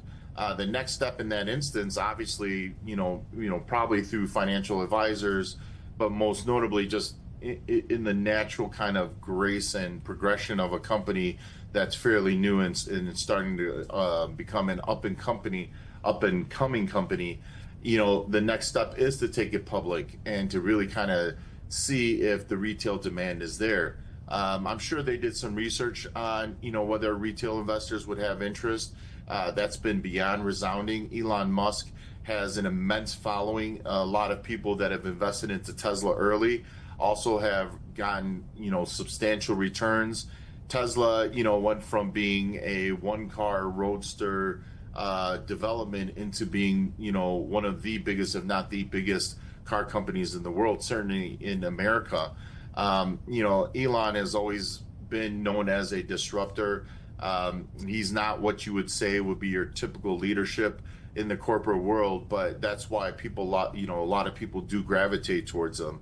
And again, the rate of return that he had with Tesla, it just seems very sympathetic and really just kind of, lock key that a lot of people are going to want to invest into SpaceX as well. So let me ask you this. If someone has never invested in the market and they are considering it, given the hype, quite honestly, around this moment, what would they do? What would tomorrow look like for a first-time investor? That's a great question. A lot of the times people will say, well, I have a certain amount allocated, and they'll just go out and buy randomly. Now, again, valuations do matter, where it's set to open versus what the IPO prices determine could also have a massive impact on how the stock trades over the next few days. For me, again, I'm not a financial advisor, I'm a trader, but the idea is that just like with anything else, you don't want to go all in head first. Let's build out your position. I've been talking to people, and really the smart approach is if you have a dedicated amount, let's start nibbling, let's start building out. Look to perhaps start tomorrow with maybe 10% allocation of the capital you had set aside. And if the price does go lower, then we could certainly start building out your position. You're not overly concerned about what's going to happen over the next few weeks or few months. We're looking at a much broader horizon.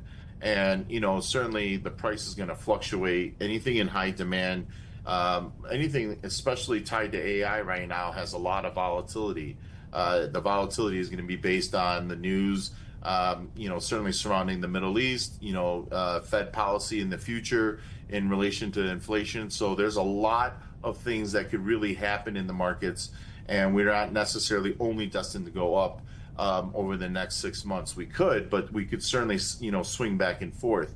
And during that time, the markets are going to have a really big influence on how stock performance and the price is going to move. So, I never say, go all in head first. It's like diving into a pool, with very shallow waters.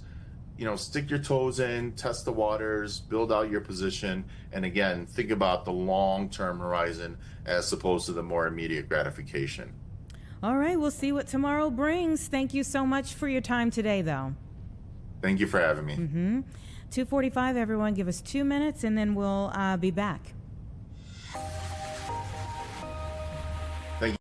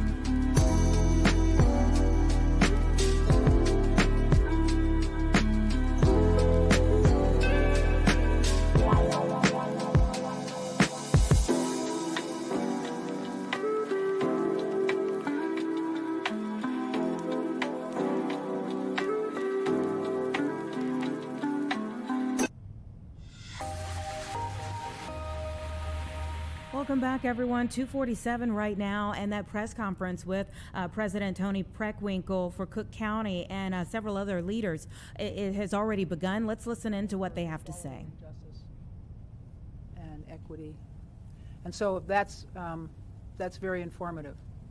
And as I said, you get the sense of it in the same way you get the sense of the museum in Washington, that there's an attempt to have a really broad spectrum look at the history of this country. And so I found that, as a social studies teacher, I found that very encouraging. And I think it'll be illuminating to a lot of people who aren't as focused on the history of the country as somebody who teaches social studies. So. Any other questions? Got off easy today. Okay. Okay, a little bit more of the press conference had gone by than we thought. So she was at the end, just taking one last question. It looked like and sounded like she was answering a question about the Obama Presidential Center. Lots of excitement about the grand opening that happens next week. The ceremonies will be on June 18th, followed by the opening to the public and the world. That will be on June 19th, Juneteenth. And so the weekend will hold quite a few events, and the tickets for the opening weekend and really probably for a couple of months, the first couple of months, are already sold out. But no time like the present to see when the next opportunity might be for you to get in on a ticket to go see history, go learn more, go see more. And even if it's not about looking back, it's also about looking at where Jackson Park is going. You know, all of the build out that's happened in that area, and how they're really making this like the museum campus that we have downtown like a second museum campus. You know, the MSI that's there, and now the Presidential Center, and there's a park and a library and all of those things that you can see right by the water. So a very similar setting, and yet unique in its own way. So we'll be having special coverage next week for that huge moment, not just for the city of Chicago, but especially for the city of Chicago, but also for the country, and yeah, again, really for the world. They are anticipating people coming from all over the world for next week and for many years to come. And it really is special that we here in Chicago have been able to see this literally from the ground up. I was remarking, I had an interview with Valerie Jarrett, the CEO for the Obama Foundation, a couple of weeks ago, and remarking about how it has been to like drive by there over the years and see it little by little coming together. At times you kind of looked and you were like, where are they going with this? And then you see it now and you're like, oh wow. I mean, it really is a beautiful campus that they have built there, and now more people are going to be able to go inside. The artwork that's come from so many different people, many Chicago artists that will be on display, that people from all over the world will now be able to see. The food that's going to be there, that so many people, you know, I think the person who will be in charge, like the culinary, I'm not sure what his title will be, but the person who will be in charge for the culinary experience there at the Obama Presidential Center was at Peaches. You know, I mean, and he is well known to the city and to the history of the city, and now he's got this new assignment there at the Obama Presidential Center. So good food, good history, good, you know, opportunities to see more of Chicago, and you know, more of that, more of what came from Chicago.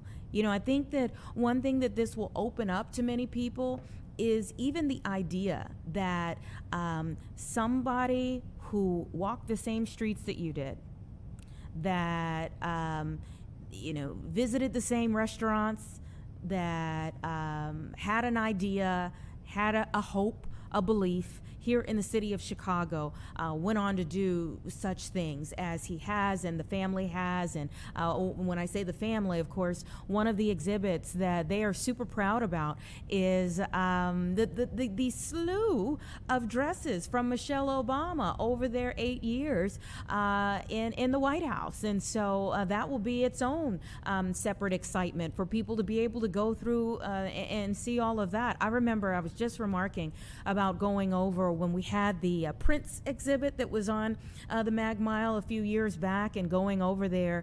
And one of the things that stuck with me, I literally was just talking about, a song came on the radio and I was talking about, do you remember going over there to that exhibit and you saw the outfits that Prince wore, and you're like, he was so tiny.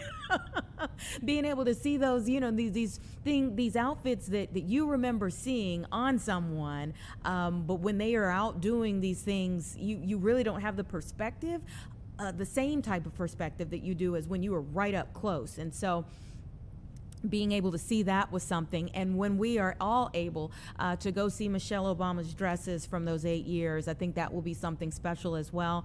There's a basketball court there that I'm sure many people will take advantage of.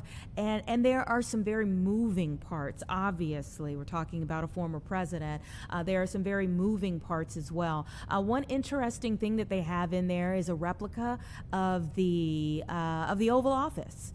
And I believe that I want to say Shonda Rhimes gave that to them. So it's kind of from the scandal days of TV. But this will be an opportunity for you to see it from the lens of like going in an Oval Office and what that looks like, what that feels like. So again, opportunities for young people to dream bigger. Where they don't have to go to Washington, D.C. Maybe you never have the opportunity to make a trip to Washington, D.C. and actually get to tour significant areas like that. But you're going to have a little piece of that right here in the city of Chicago, right there in Jackson Park. And another one of the exhibits that I know Ms. Jarrett talked to me about that she and I, for that matter, think will be very moving for people is an exhibit that shows many of the letters that President Obama had sent to him over those 8 years. Something that was very important to him was to actually read the correspondence that people sent to him. And I believe that they said that he got about 40,000 pieces of mail that came there to the White House a day. And so obviously you can't read all 40,000, but they created a task force that was just for going through, sifting through correspondence and making sure that President Obama had 10 pieces of correspondence each day to read through so that he could actually hear from people on a different level. And she was very open that some of those were high praise, right? You would expect. Some fans wrote in letters, but also that some of those were from people who were furious with him over those 8 years. But he wanted to be able to read it all, to have the perspective of what people were feeling throughout those 8 years, whether it was people who felt a high or people who felt a low. And so that's another thing, the transcripts that will be on display there in the Obama Center, I think will be another moving piece of it. So there's plenty that people will be able to see. And President Tony Preckwinkle, Cook County Board President Tony Preckwinkle, was just kind of going over as people get ready. It will be a big week next week, gearing up for the opening of the Obama Presidential Center. Let's take a 2-minute break, and we'll let you know where we're going from here.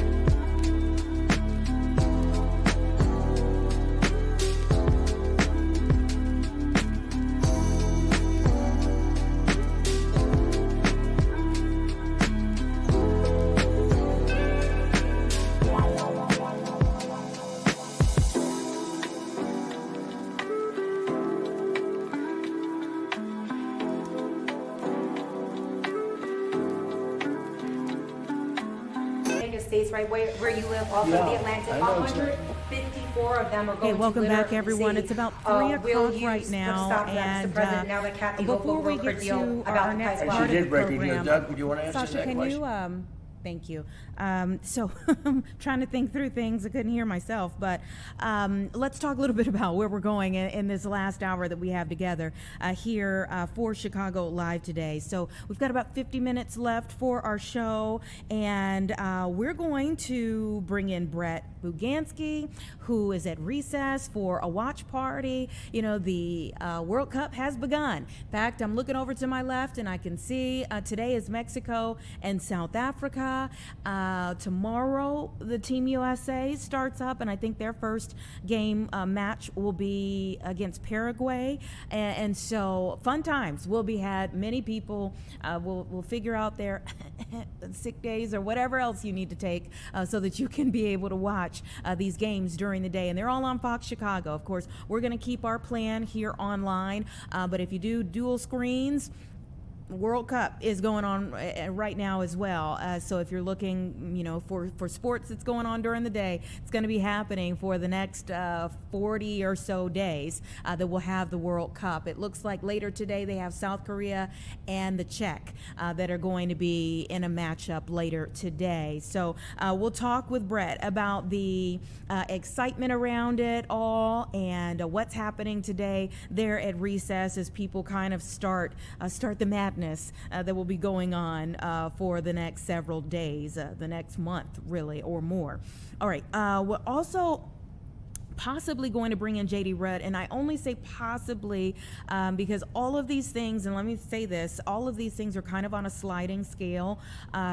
We know that weather, we're already under a tornado watch. Much of our viewing area is already under a tornado watch, and so should anything shift with that, safety always comes first, okay? And so we want to make sure that we are giving people the information that they need. That may require us to cut out of here, and I believe that they did it yesterday. I was off yesterday, but I believe that they did it yesterday here during this same time period, and we are anticipating just as strong, if not more, strength on these storms that come today. So should we need to switch up, we will, you know, dip out of Chicago Live and go right straight to our forecast and get more information about the weather, what people can anticipate and prepare for to remain safe as the later hours play on. Speaking of the later hours, if we have time, we will bring in Sloan Salerno, our 5 p.m. producer, to let us know what they're working on for the 4 and the 5 p.m. I mean, as I'm talking to you all, you know, we're just saying the weather. I just saw someone kind of fighting with an umbrella there. So the wind already picking up, the rain that we have had outside already. I'm looking at people's rain gear blow all over the place, even right now. So again, should these rainstorms strengthen, we will cut right out and go to JD. But besides just the weather, there are some other stories that our team is on today. We'll get those from Sloan coming up, hopefully around 3:25, weather dependent. And we'll also catch up with our friends from the Wounded Warrior Bike Ride. Obviously, what they're doing is dependent upon the weather as well, but we love the heart of their mission, and this definitely is a big part of what they do throughout the year, the Wounded Warrior Project, this bike ride that brings together so many for such a special purpose. And so hopefully we'll be able to catch up with them around 3:15. We're not sure if we're going to be able to get the Greek Fest Lincoln Square representatives on the show today. We have them scheduled. Not sure if we're going to be able to get to them, but those are the things that we anticipate, again, on a sliding scale over the next hour, weather dependent.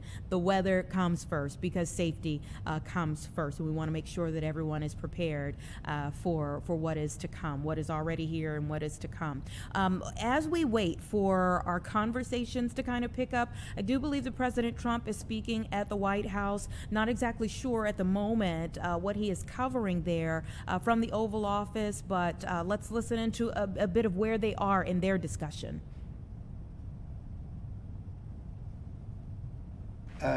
We will not have Iran having a nuclear weapon, which is very important to these people behind me. We can talk about fishing. There won't be anybody to fish.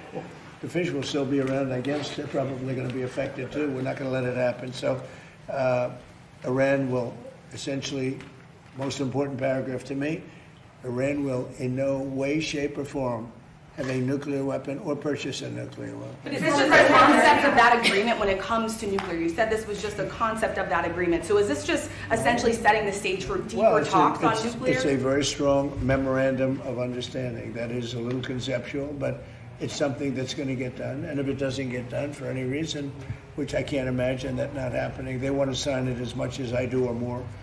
I would say they want to sign it more, maybe a lot more. But it's a very detailed memorandum of understanding, also agreed to by many other countries that have great influence over them, and everybody wants it done. So it's going to get done. The President suggested yesterday that Iran may be tapping along the U.S. Those were the words that you used. What makes you believe that they are sincere this time in wanting to pursue diplomacy? It's the level of enthusiasm for getting it done.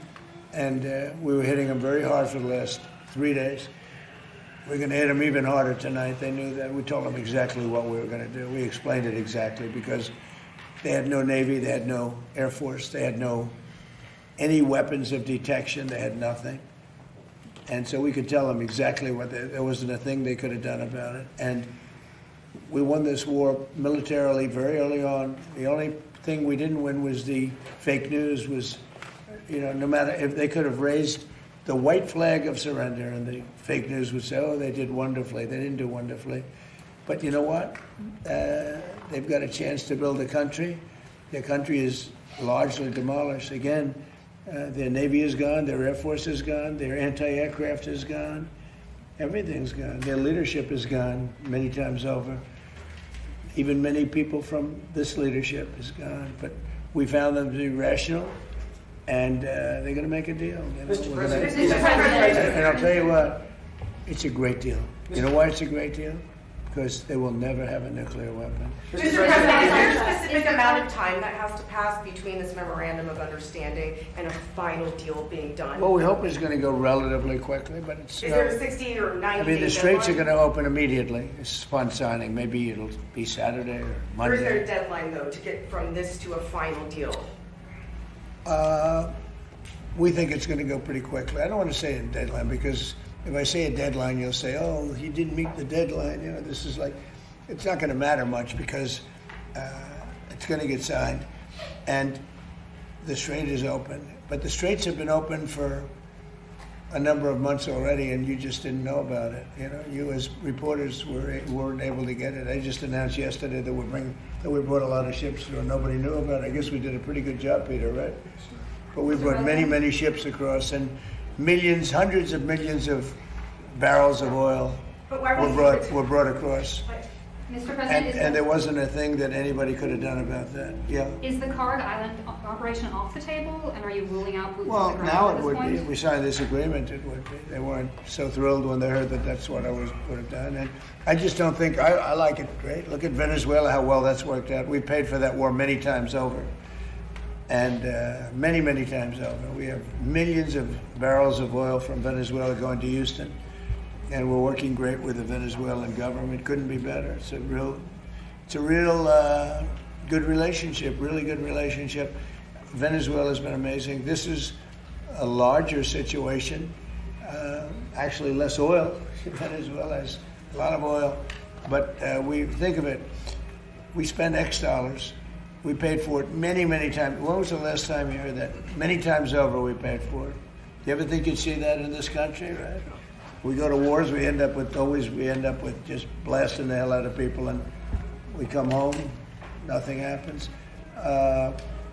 Venezuela was amazing, and this is amazing. Yeah. Mr. President, are you considering using or drafting an executive order to extend FISA or to continue using Section 702? Well, Congress wants me to do it, and let's see what happens there. Republican right now, leadership wants you to do it. I put out a statement. Sure, that's You very can do it important. the executive- Very important for our military.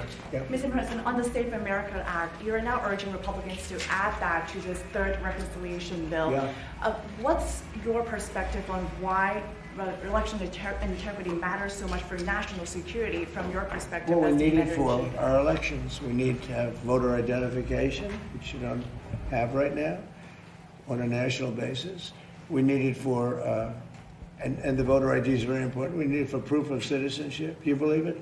The Democrats are fighting. They don't want you to prove your citizenship when you vote. You know why they want that? Because they cheat. And we also want it with mail-in voting, where you have people that are sent 7, 8 ballots, 2 ballots, 4 ballots, and a lot of them sign those ballots. Mail-in voting, and we want to be very judicious. If you're in the military and you're far away, or if you're handicapped, or if you're sick, or if you're on vacation, that you have but you're not going to, millions and millions, look at California, they send out millions of ballots, tens of millions, they have no idea what's going on. Those elections are so corrupt. So we have a mail-in ballot, and we have no men, and we had 2 more, no men in women's sports. We're talking about saving America, right? No men in women's sports, another one, very popular. I think it's 99-1. They say it's 80-20. I think it's 99-1. And we have no mutilization of your children for transgender purposes. So it's the transgender mutilization of your children. Does that sound good with you guys, generally speaking? You're not into transgender mutilization? Not of at your all. child, right? Not at all, sir. Where your child leaves your house and they take your child from you. In some cases, think of it, in 6 states, they take the child and do what they want to do. What they do is I don't even want to talk about it. But we add that no transgender mutilization of your children. On DNI, Mr. President, do you intend to have Bill Pulte continue to serve as the acting director of national intelligence? And do you think it's unreasonable that some Republicans have concerns that he has no intelligence experience, even if he's serving in this acting role? But he's intelligent, unlike a lot of other people. But do you think that's a fair, no intelligence? He's only there for a little while. He's running it for a short while when we get a very talented person, Jay Clayton, in. As you know, Jay Clayton's an incredible talent, head of Sullivan and Cromwell. He was head of the SEC. He was now Southern District. I mean, nobody has better credentials. But Bill will run it for a short while. He's done a fantastic job at Fannie Mae, Freddie Mac. Created tremendous, it's probably worth $1 trillion now, $1 trillion. He's done a great job. He's a smart guy. Today's another example of you bringing these everyday Americans into the White House and listening to them. Yeah. How important is it for you to listen to everyday Americans when Very it comes to important. policy making on a These daily people basis? built the country, not the complainers. The complainers didn't build the country. These people built the country, whether it's fishermen or farmers or anything else. Guys like me, they built the country. You know, I watch all these ingrates. They're always complaining. They didn't build anything. They couldn't build anything. Look at what's happened in Minnesota. Somalia.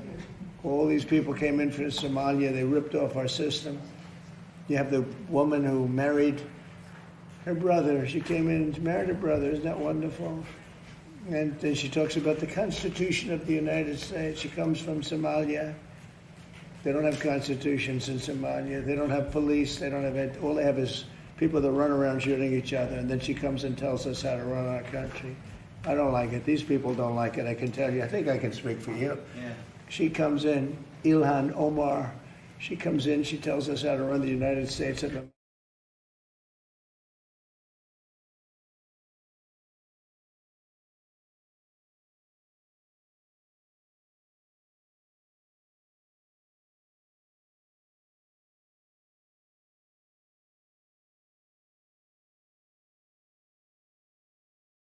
Corrupt, and the whole voting system is corrupt in Minnesota. Are you okay? All right, I think we're back. All right. We were listening into President Trump as he was talking about the Iran war, the conflict there, what's going on, the memorandum of understanding that he believes should be signed sometime, possibly over the weekend. He didn't want to give a timeline, obviously, because then it gets stuck to the timeline in terms of questioning from here and over the next several days. So he didn't want to give a timeline, but he said possibly over the weekend. He says that there is a level of enthusiasm from Iran that especially over the last 3 days with increased conflict that is happening there. He says that the U.S. has been hitting them extremely hard over the last 3 days and that there will be more tonight. And so this new escalation, he believes, will be effective in at least getting them to come to the table to sign a document of how to move forward. And that from a military standpoint, From a military standpoint, he says that the U.S. won this conflict early on, but there are still things that need to be agreed upon. Now, he says that the country, Iran, is largely demolished, that if they sign this memorandum of understanding, that they will have a chance to rebuild. And he also says that whomever they're speaking with appear to be rational, and that they want to make a deal, but the deal has to include that they will never have a nuclear weapon, that the nuclear enrichment, the nuclear capabilities, and then also the Strait of Hormuz have been sticking points all along in terms of actually getting names signed for any type of deal moving forward. Other questions that were asked and different topics that the president touched on there. Venezuela says that there has been a great turnaround in our relations with Venezuela since, of course, the conflict that happened there, the taking of the president of Venezuela in the night hours. I believe that was in March now when that happened, February, March, somewhere around that time when that happened. Also, he talked about voting. Of course, we're gearing up for the midterms. We're already having primaries that have been happening. He spoke specifically about California. He believes that their system is corrupt there. He named several things that he would like to see different in the years to come, possibly in the months to come, when it comes to voting. He also talked about transgender policies and the things that he's already signed into effect there. And before we cut out, there were two other things that he talked about. One, the acting director, or the DNI, so the acting director of national intelligence, Bill Pulte, and the questions that are surrounding him even being the acting director. But he says he'll only be running that department for a short time because today President Trump picked former SEC Securities Exchange Chairman Jay Clayton as National Intelligence Director. And so in his nomination of Jay Clayton, of course, there will be much discussion about his background. He is currently the U.S. Attorney for the Southern District of New York, so that kind of already elevates things from Bill Pulte, and a lot of the questions in terms of his background and his whether he should be the correct person for that role. So this is already someone who is coming from a legal background here, from the Southern District of New York. He's a former chairman of the Securities Exchange Commission, as I mentioned there, the SEC. So it's still, his nomination would still require a Senate approval. It did not seem like Bill Pulte was going to be able to get Senate approval. Even Republicans were very apprehensive about his capabilities in that role. So now we're hearing a new name, Jay Clayton. I'm sure much more will be discussed about his possibilities moving forward and whether they can get enough Senate votes for that. Obviously, all of this coming to replace DNI Tulsi Gabbard, who, her tenure in that role was, it was unconventional to have her in that DNI role. And moving forward, of course, she stepped down from the role. It didn't look like she would serve in that role for much longer anyhow, because there were a lot of questions about her how she was handling things in that role. But ultimately, she stepped down, she says, to care for her husband, who has fallen very ill in the last several months here. So we're obviously wishing the best for his recovery, his journey ahead with his his health battle here. So those were the things that the president touched on. We're going to take a quick break, everyone, before we move on with our conversations here in this hour. I believe we already have our 315 on the line from the Wounded Warrior bike ride, so give us 2 minutes before we get into our first discussion.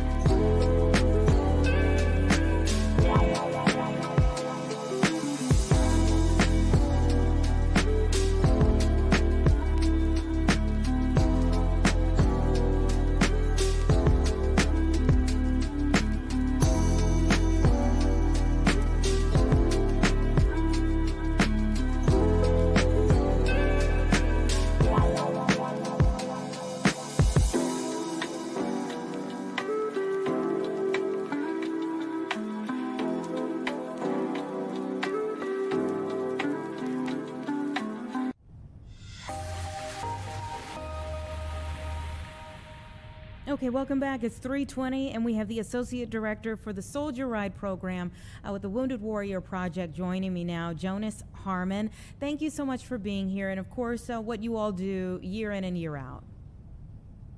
Thanks so much for having me. Tell me about the Soldier Ride Chicago. And, today we're looking outside of our windows and seeing these storms. Are you all at all, apprehensive or nervous right now about it? Thankfully, looking at the forecast during the times of our rides, we're looking like weather's going to hold out for us tomorrow and Saturday mornings. Of course, if weather moves in, depending on how severe it gets, safety is paramount in our events. But as the Warriors always say, if it ain't raining, we ain't training. So we'll ride in the rain. But if lightning comes and some of these high winds that you guys have out here, we may pull the plug on the bike rides. It's a warrior mentality for sure. For those who may be unfamiliar, what does the ride look like? I mean, how many miles are we looking at, and what's the setup? So we have 40 warriors from all over the United States that have come here to ride with us for 2 days. Day one, tomorrow, we will ride anywhere each day between 15 and 20 miles. Tomorrow we ride in a variety of cities just right outside of Brookfield, finishing at the Brookfield Zoo. And then all of Saturday's ride, again, another 15 to 20 mile ride, all within Rosemont. I was a cyclist for a while, and I felt so much freedom on my bike when I would go for long distance rides. Can you talk about the and I even see it behind you, the healing aspect of a ride or of an opportunity like this? Absolutely. We like to say that movement is medicine. And when these warriors come out and they move their bodies together as a group, the connection that they have during the physical activity, it gives them a moment of peace. They are hyper-focused. They're not thinking about their past trauma. They're not thinking about the stress of everyday life. They are living in the moment, pedaling with each other, having conversations about their life experiences, creating new friendships, new bonds, new networks to carry with them beyond the event. So a lot of the warriors that we serve speak to the reduction in stress and being able to be in the moment on these events. I love that for them. And I see that there are many different types of bikes that will be involved. Yes. Just like everything, technology has evolved to be more inclusive in the cycling industry. So here on the Soldier Ride team at Wounded Warrior Project, we have a variety of adaptive bicycles, whether it's e-assist hand cycles that allow warriors to ride independently next to their fellow warrior. We have regular analog hand cycles. We have recumbent bikes. We have traditional upright bikes. We have tandem bicycles. So if we have visually impaired warriors, we can pilot them on a bike and they can ride along with their peers. And let's say someone isn't joining you all physically, but they want to support. How can they do that? They can come out to the communities on tomorrow morning around Brookfield. And then, of course, in Rosemont, the Brookfield government has the route posted on their website. So if you want to come along and cheer, that's available to find online. We're hard to miss. We are escorted by the wonderful first responders, law enforcement here in the community. And so when you hear the sirens come out, clap, cheer these warriors on. They love to hear the support from the local communities. I think the world, honestly, of what you all do and have for many years. Tell me about the difference that the Wounded Warrior Project makes in our heroes' lives. For over 23 years now, Wounded Warrior Project has stood by and ready to assist our nation's veterans, to be there to honor and empower them. We have a variety of programs and services, and we want to make sure that they feel like they're taken care of when they come home and they transition out of the military, or even right now, we are actively engaging active duty. We want to make sure that their needs are met before they transition out of the military, whether that's financial services, financial education, Warriors to Work, our alumni team, which connects these warriors so they have a support system. Our physical health and wellness focused programming, which includes Soldier Ride, my favorite, or the adaptive sports team. And then, of course, our myriad of variety of options for mental health, Project Odyssey, the Warrior Care Network, the Talk program. So we are there. We are going to keep the promise that we will stand by and help our warriors beyond their service. That's so important that people know that they have the support that they should get, whether they are active duty or whether those years of service have passed in that way that they once knew it. I think that people really, a lot of people may not understand how difficult that transition from active duty life to civilian life is. Can you talk a little bit about that?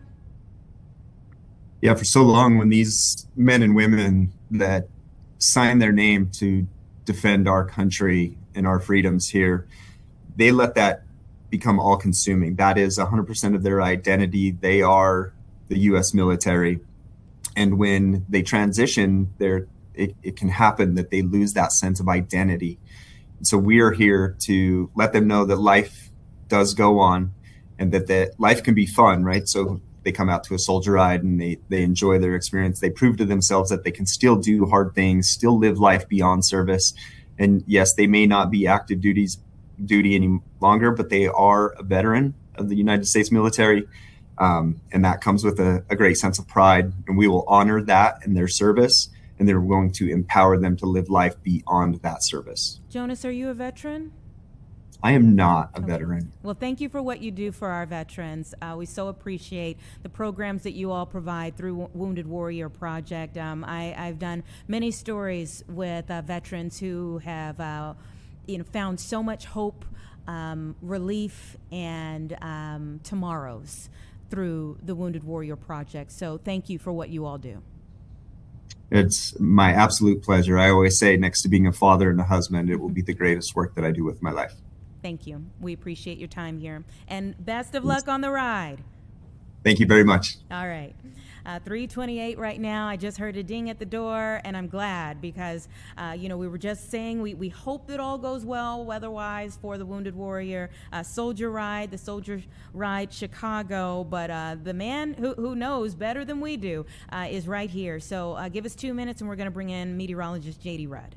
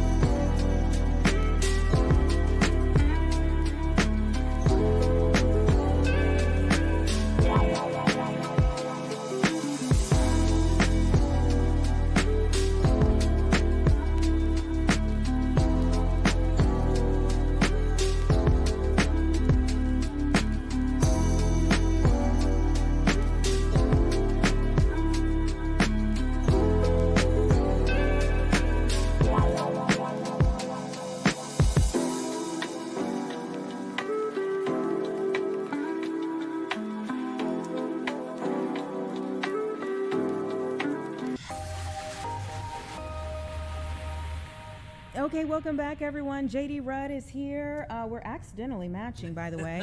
But, you know, I heard, I wasn't here, but I heard that you all just had to kind of run with things yesterday during this time frame. Yeah, I mean, business had picked up a little bit yesterday, right around 3:30, 3:45 in our western areas. We had our one and only warning for a tornado yesterday. Wow. It turned out to be more just straight line wind, but that straight line wind caused a lot of problems. I mean, even still at this hour, I snuck a peek about 30 minutes ago.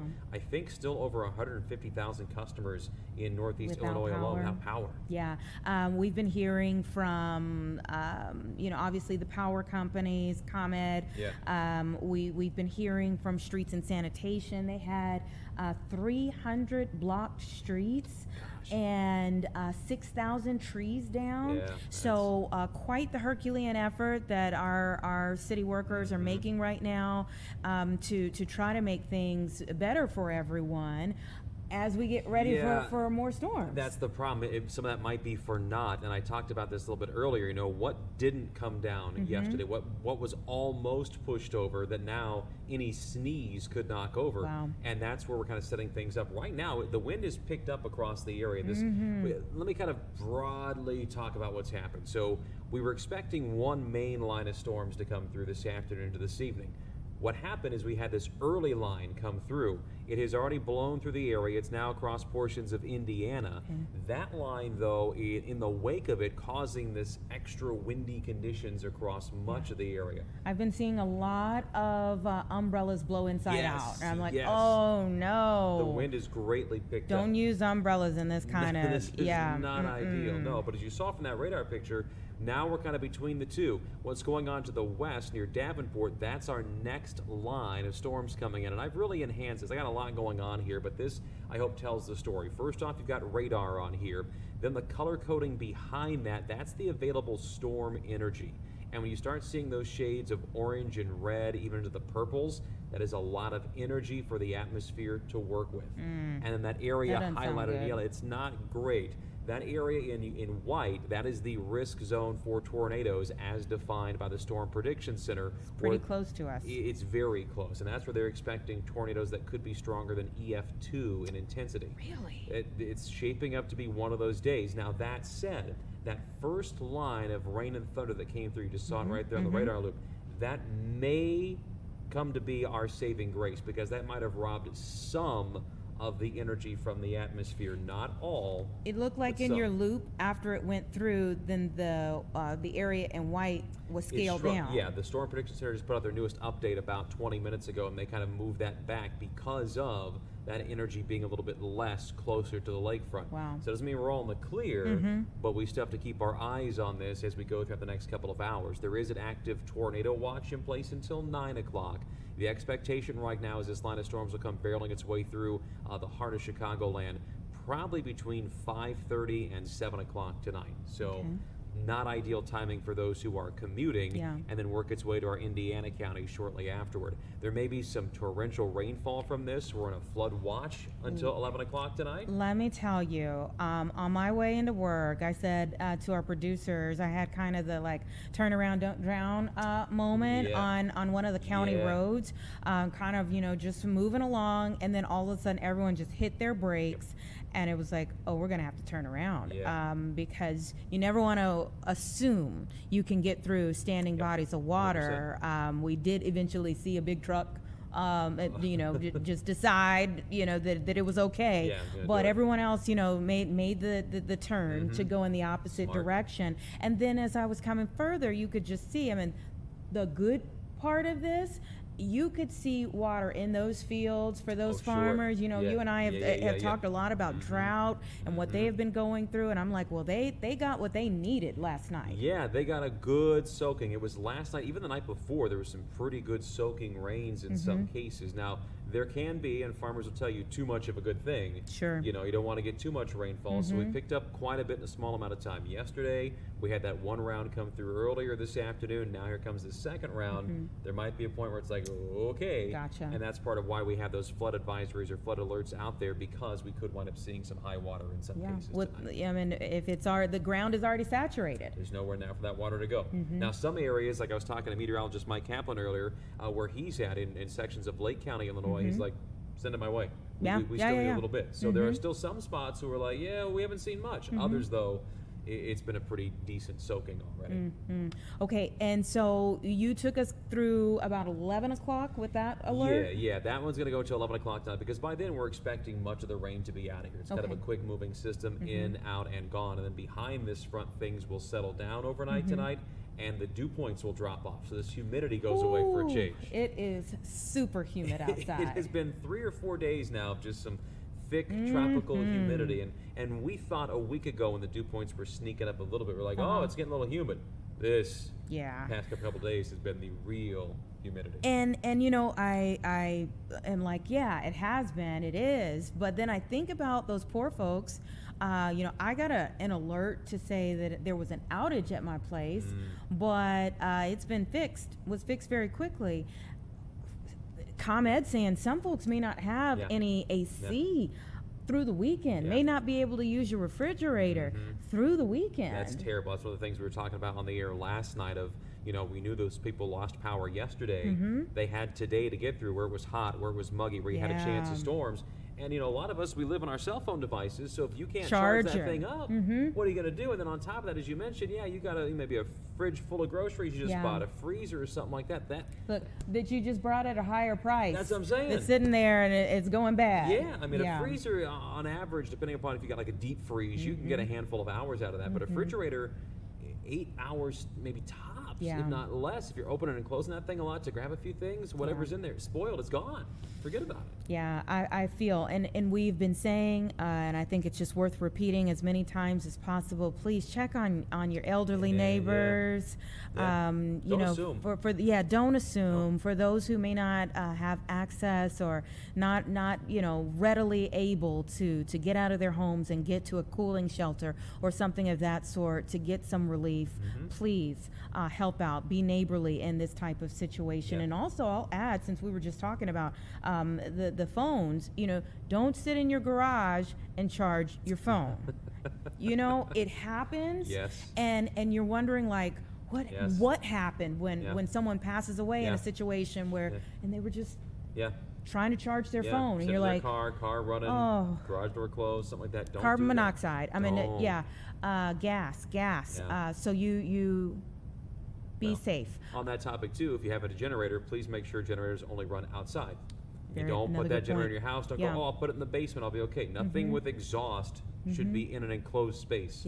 Period. That's it. Lots of little things. I mean, when we were speaking with the director for streets and sanitation, you know, I remarked to him, like, I've seen it over and over again with storms. I've always heard from officials, like, sometimes it's the hours after a storm that prove to be the most dangerous for people, because they feel like, oh, we're in the clear. And then you go out and you're picking up trees but don't realize there's a down line. Bingo. You know, something of that sort. A lot of things that might seem very small that can take lives after the storm. That you don't even think about inherently when the storm's ongoing. It's, as you say, it's post-storm. Even something as simple as, you know, if you go to your safe space, to your basement, and you forget a pair of shoes or something like that. If the worst happens, you're trying to come out of that safe space. What are you going to protect your feet with? Now you're trying to walk outside, this, that, the other thing.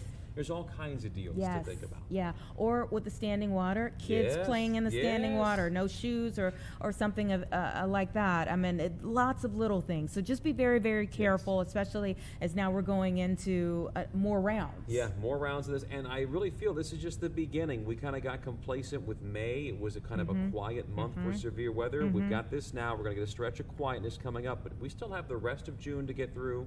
We have July, we have August. There will be more rounds of severe weather for us to deal with. It seemed like April, hopefully, you know, for a lot of people, April was an active month, and hopefully you took that as like preparation time to get ready for now as we really get into severe weather season. The heart of things. The good news is once we get done with this evening stuff, like I say, we do get a break for a few days. There might be a little feature that comes through late Saturday night into Sunday. We'll keep our eyes on that. And then perhaps next Tuesday night into Wednesday, another chance for some rain and thunder. Starting to get active. So it's that time of the year for sure, Anita. Yeah. And then temperature-wise, where are we going? Let me see. What do I have called up here? Let's go back to the graphics. Okay, that was the timeline for tonight. Yeah, the storms move to the west, and they move through, and the storms exit overnight. That's kind of the overall timeline for tonight. Let me jump ahead, and let's talk about where we are for temperatures, because this is the other thing. It's been warm, it's been muggy. We get a break a little bit from the mugginess and the heat tomorrow. Still going to feel warm. Temperatures climb back up a little bit on Saturday, but then as mentioned, that cold front comes through, and it's an honest-to-goodness cold front. It's going to pull away any bit of humidity as we head towards Sunday, and look at the temperatures. I mean, yeah, what a cold front looks like in June. Yeah, and we love it. This is the type of cold front that we kind of appreciate and like. And then there you see by Tuesday of next week, that next chance for some rain and thunder. So for those who didn't care for the 90s, which by the way, we hit 91 yesterday.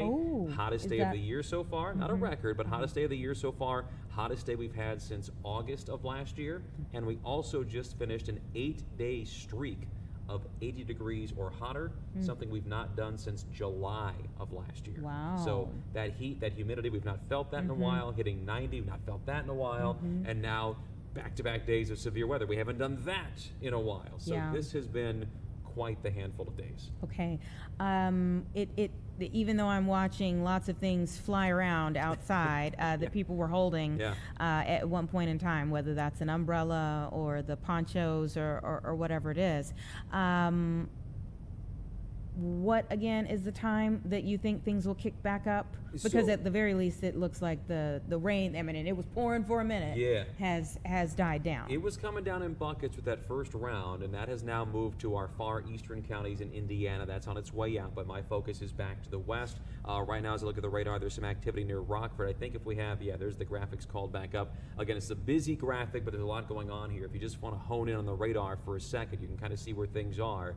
Kind of back around east of Davenport, that's near Rockford, heading toward about looks like here, Mendota areas west of DeKalb. So it's going to be knocking on our doorstep. Now, the good news is, from what I'm seeing on what you're seeing and my own little handheld radar here, there are no warnings attached to that incoming line yet. Okay.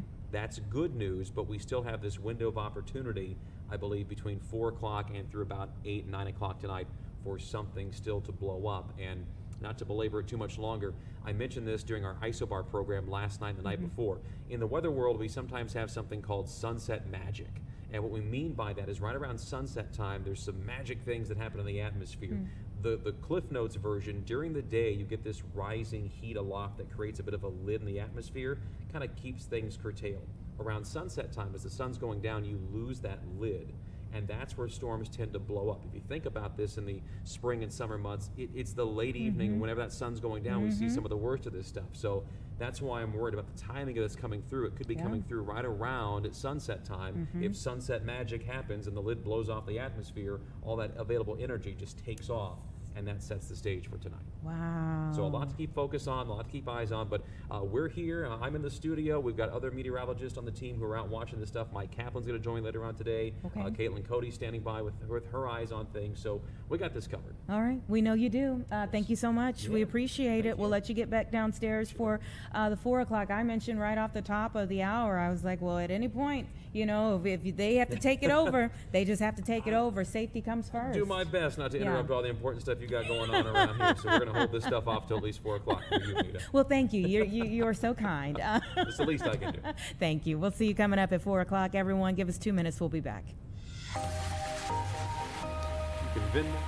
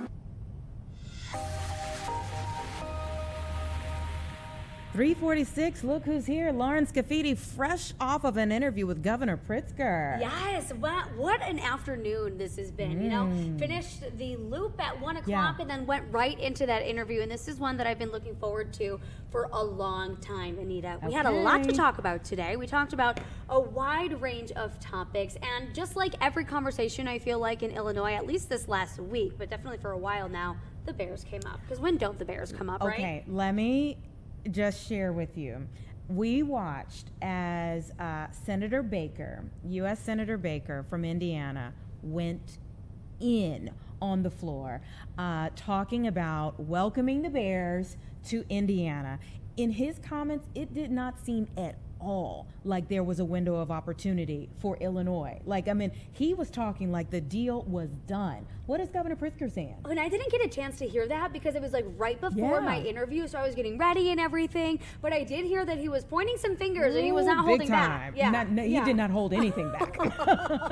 So I asked Governor Pritzker a couple questions about it. First, I asked him what his favorite Bears memory is. You know, I just wanted to talk about the good old days, you know, while they've been here in Chicago. And he said, actually, it was when the Bears played the Packers and it looked like we were about to lose. He said that his wife ended up pulling out a bunch of things that they ended up having blessed by Pope Leo.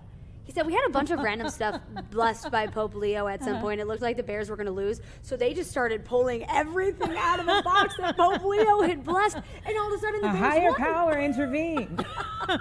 So he is crediting that win to Pope Leo's blessing on all of the things. So I thought whatever that was kind works. of fun. We were happy to see a turnaround. Yeah. Of course, I asked him why it's important to keep the Bears in Illinois. We heard the same thing that we normally did. But then I asked him, you know, what his legacy would be if this goes either direction. You know, Governor, what is your legacy if we lose the Bears to Indiana? What is your legacy if the Bears stay in Illinois? And he said, if the Bears stay in Illinois, I hope my legacy turns into, you know, that we become a Super Bowl team pretty soon here. Yeah. And of course, he said that he would be very disappointed if the Bears ended up crossing state lines, which led me to my next question. I said, well, would you go to a Bears game that's played in Hammond?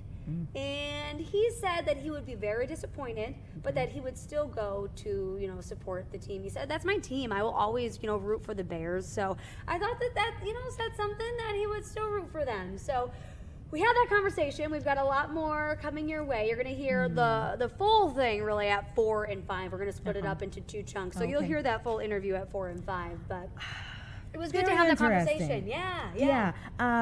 Yeah, very interesting because, again, going back to Indiana side of things, you just wonder, like, we're not privy to the actual conversations on the phone to know what are they talking about right now? Where do things stand? But I do think if he's able to pull this out, if Illinois and Governor Pritzker, who has maybe the most to lose in all of this, if he were to pull it out and get them to stay in Illinois, I do think that it would really say, hey man, like you're the one who did this deal. Yes. Versus if they left, there's a lot of question marks on what comes next for him. Well, exactly. I think, you know, when you're just looking at the future, whatever you want that future to be, I think, you know, like you said, you're either the one who got it done or the one that let him slip away. Exactly. So he had a lot to say about it. We talked for a couple minutes. I mean, we talked for like 45 minutes to an hour. We had a long conversation. The Bears was just a small part of it, but that's coming your way today. All right. What else did you all get into?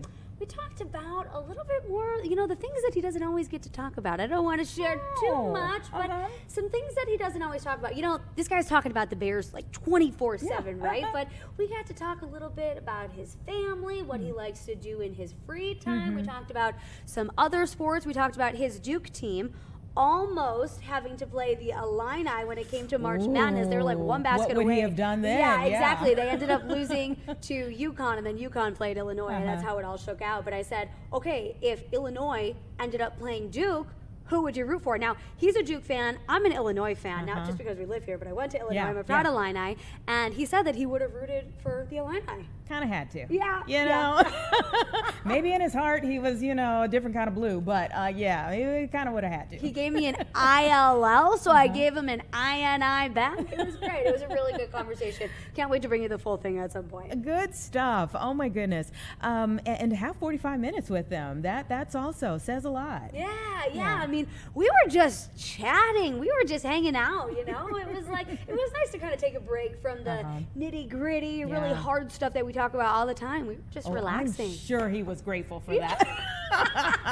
I'm sure he was grateful for that. Yeah. For a guy who's got his day planned out by the minute, I'm sure he appreciated it too. Lauren, thank you. We appreciate you coming up to let us know. We've been eagerly waiting for you to come up. We were like, well, when is it starting on time? Is she coming up right after? So thank you for making time for us. Absolutely. We got done with that and I raced right up here. I said, okay, I'm ready. Put me on. We appreciate it. Yeah, we'll see you next at 4. Okay, everybody. 3:52. Give us 2 minutes and we'll be back.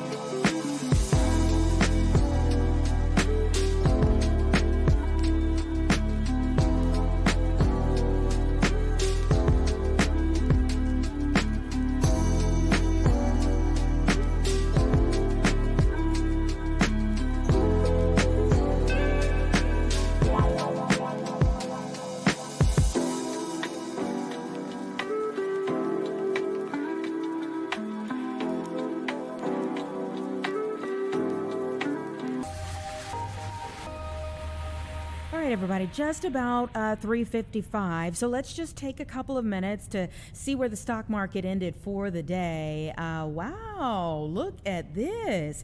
Okay, let's talk a little bit about what's going on here because there's so much that still have question marks, but things have ended the day quite nicely, better than quite nicely, very well. So all of the U.S. equities gained today.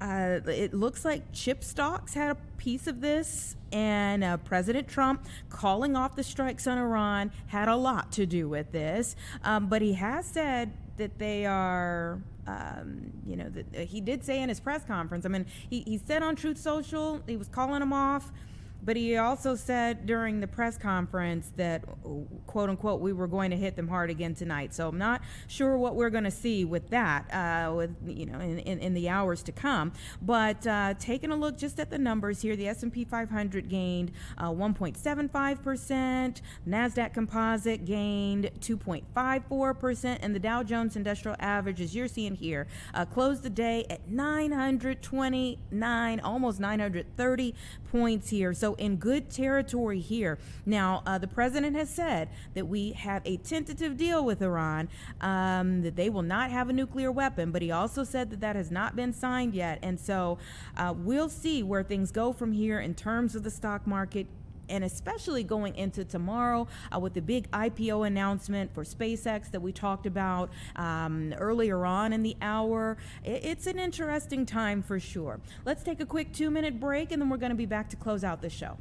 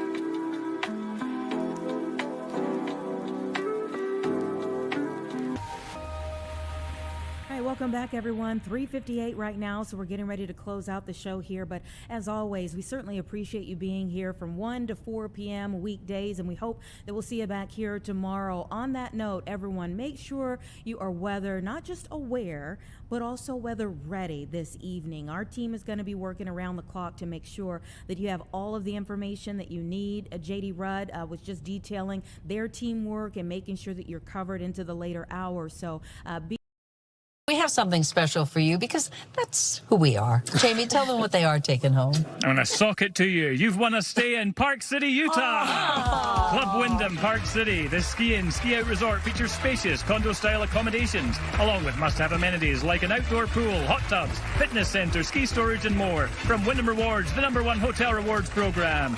You eat so much you go into a food coma. Oh, my gosh. That's cruel. Salt in the wound, Jamie. It's not my favorite anymore. We do have to say goodbye to today's superfan, Carmen. We're sending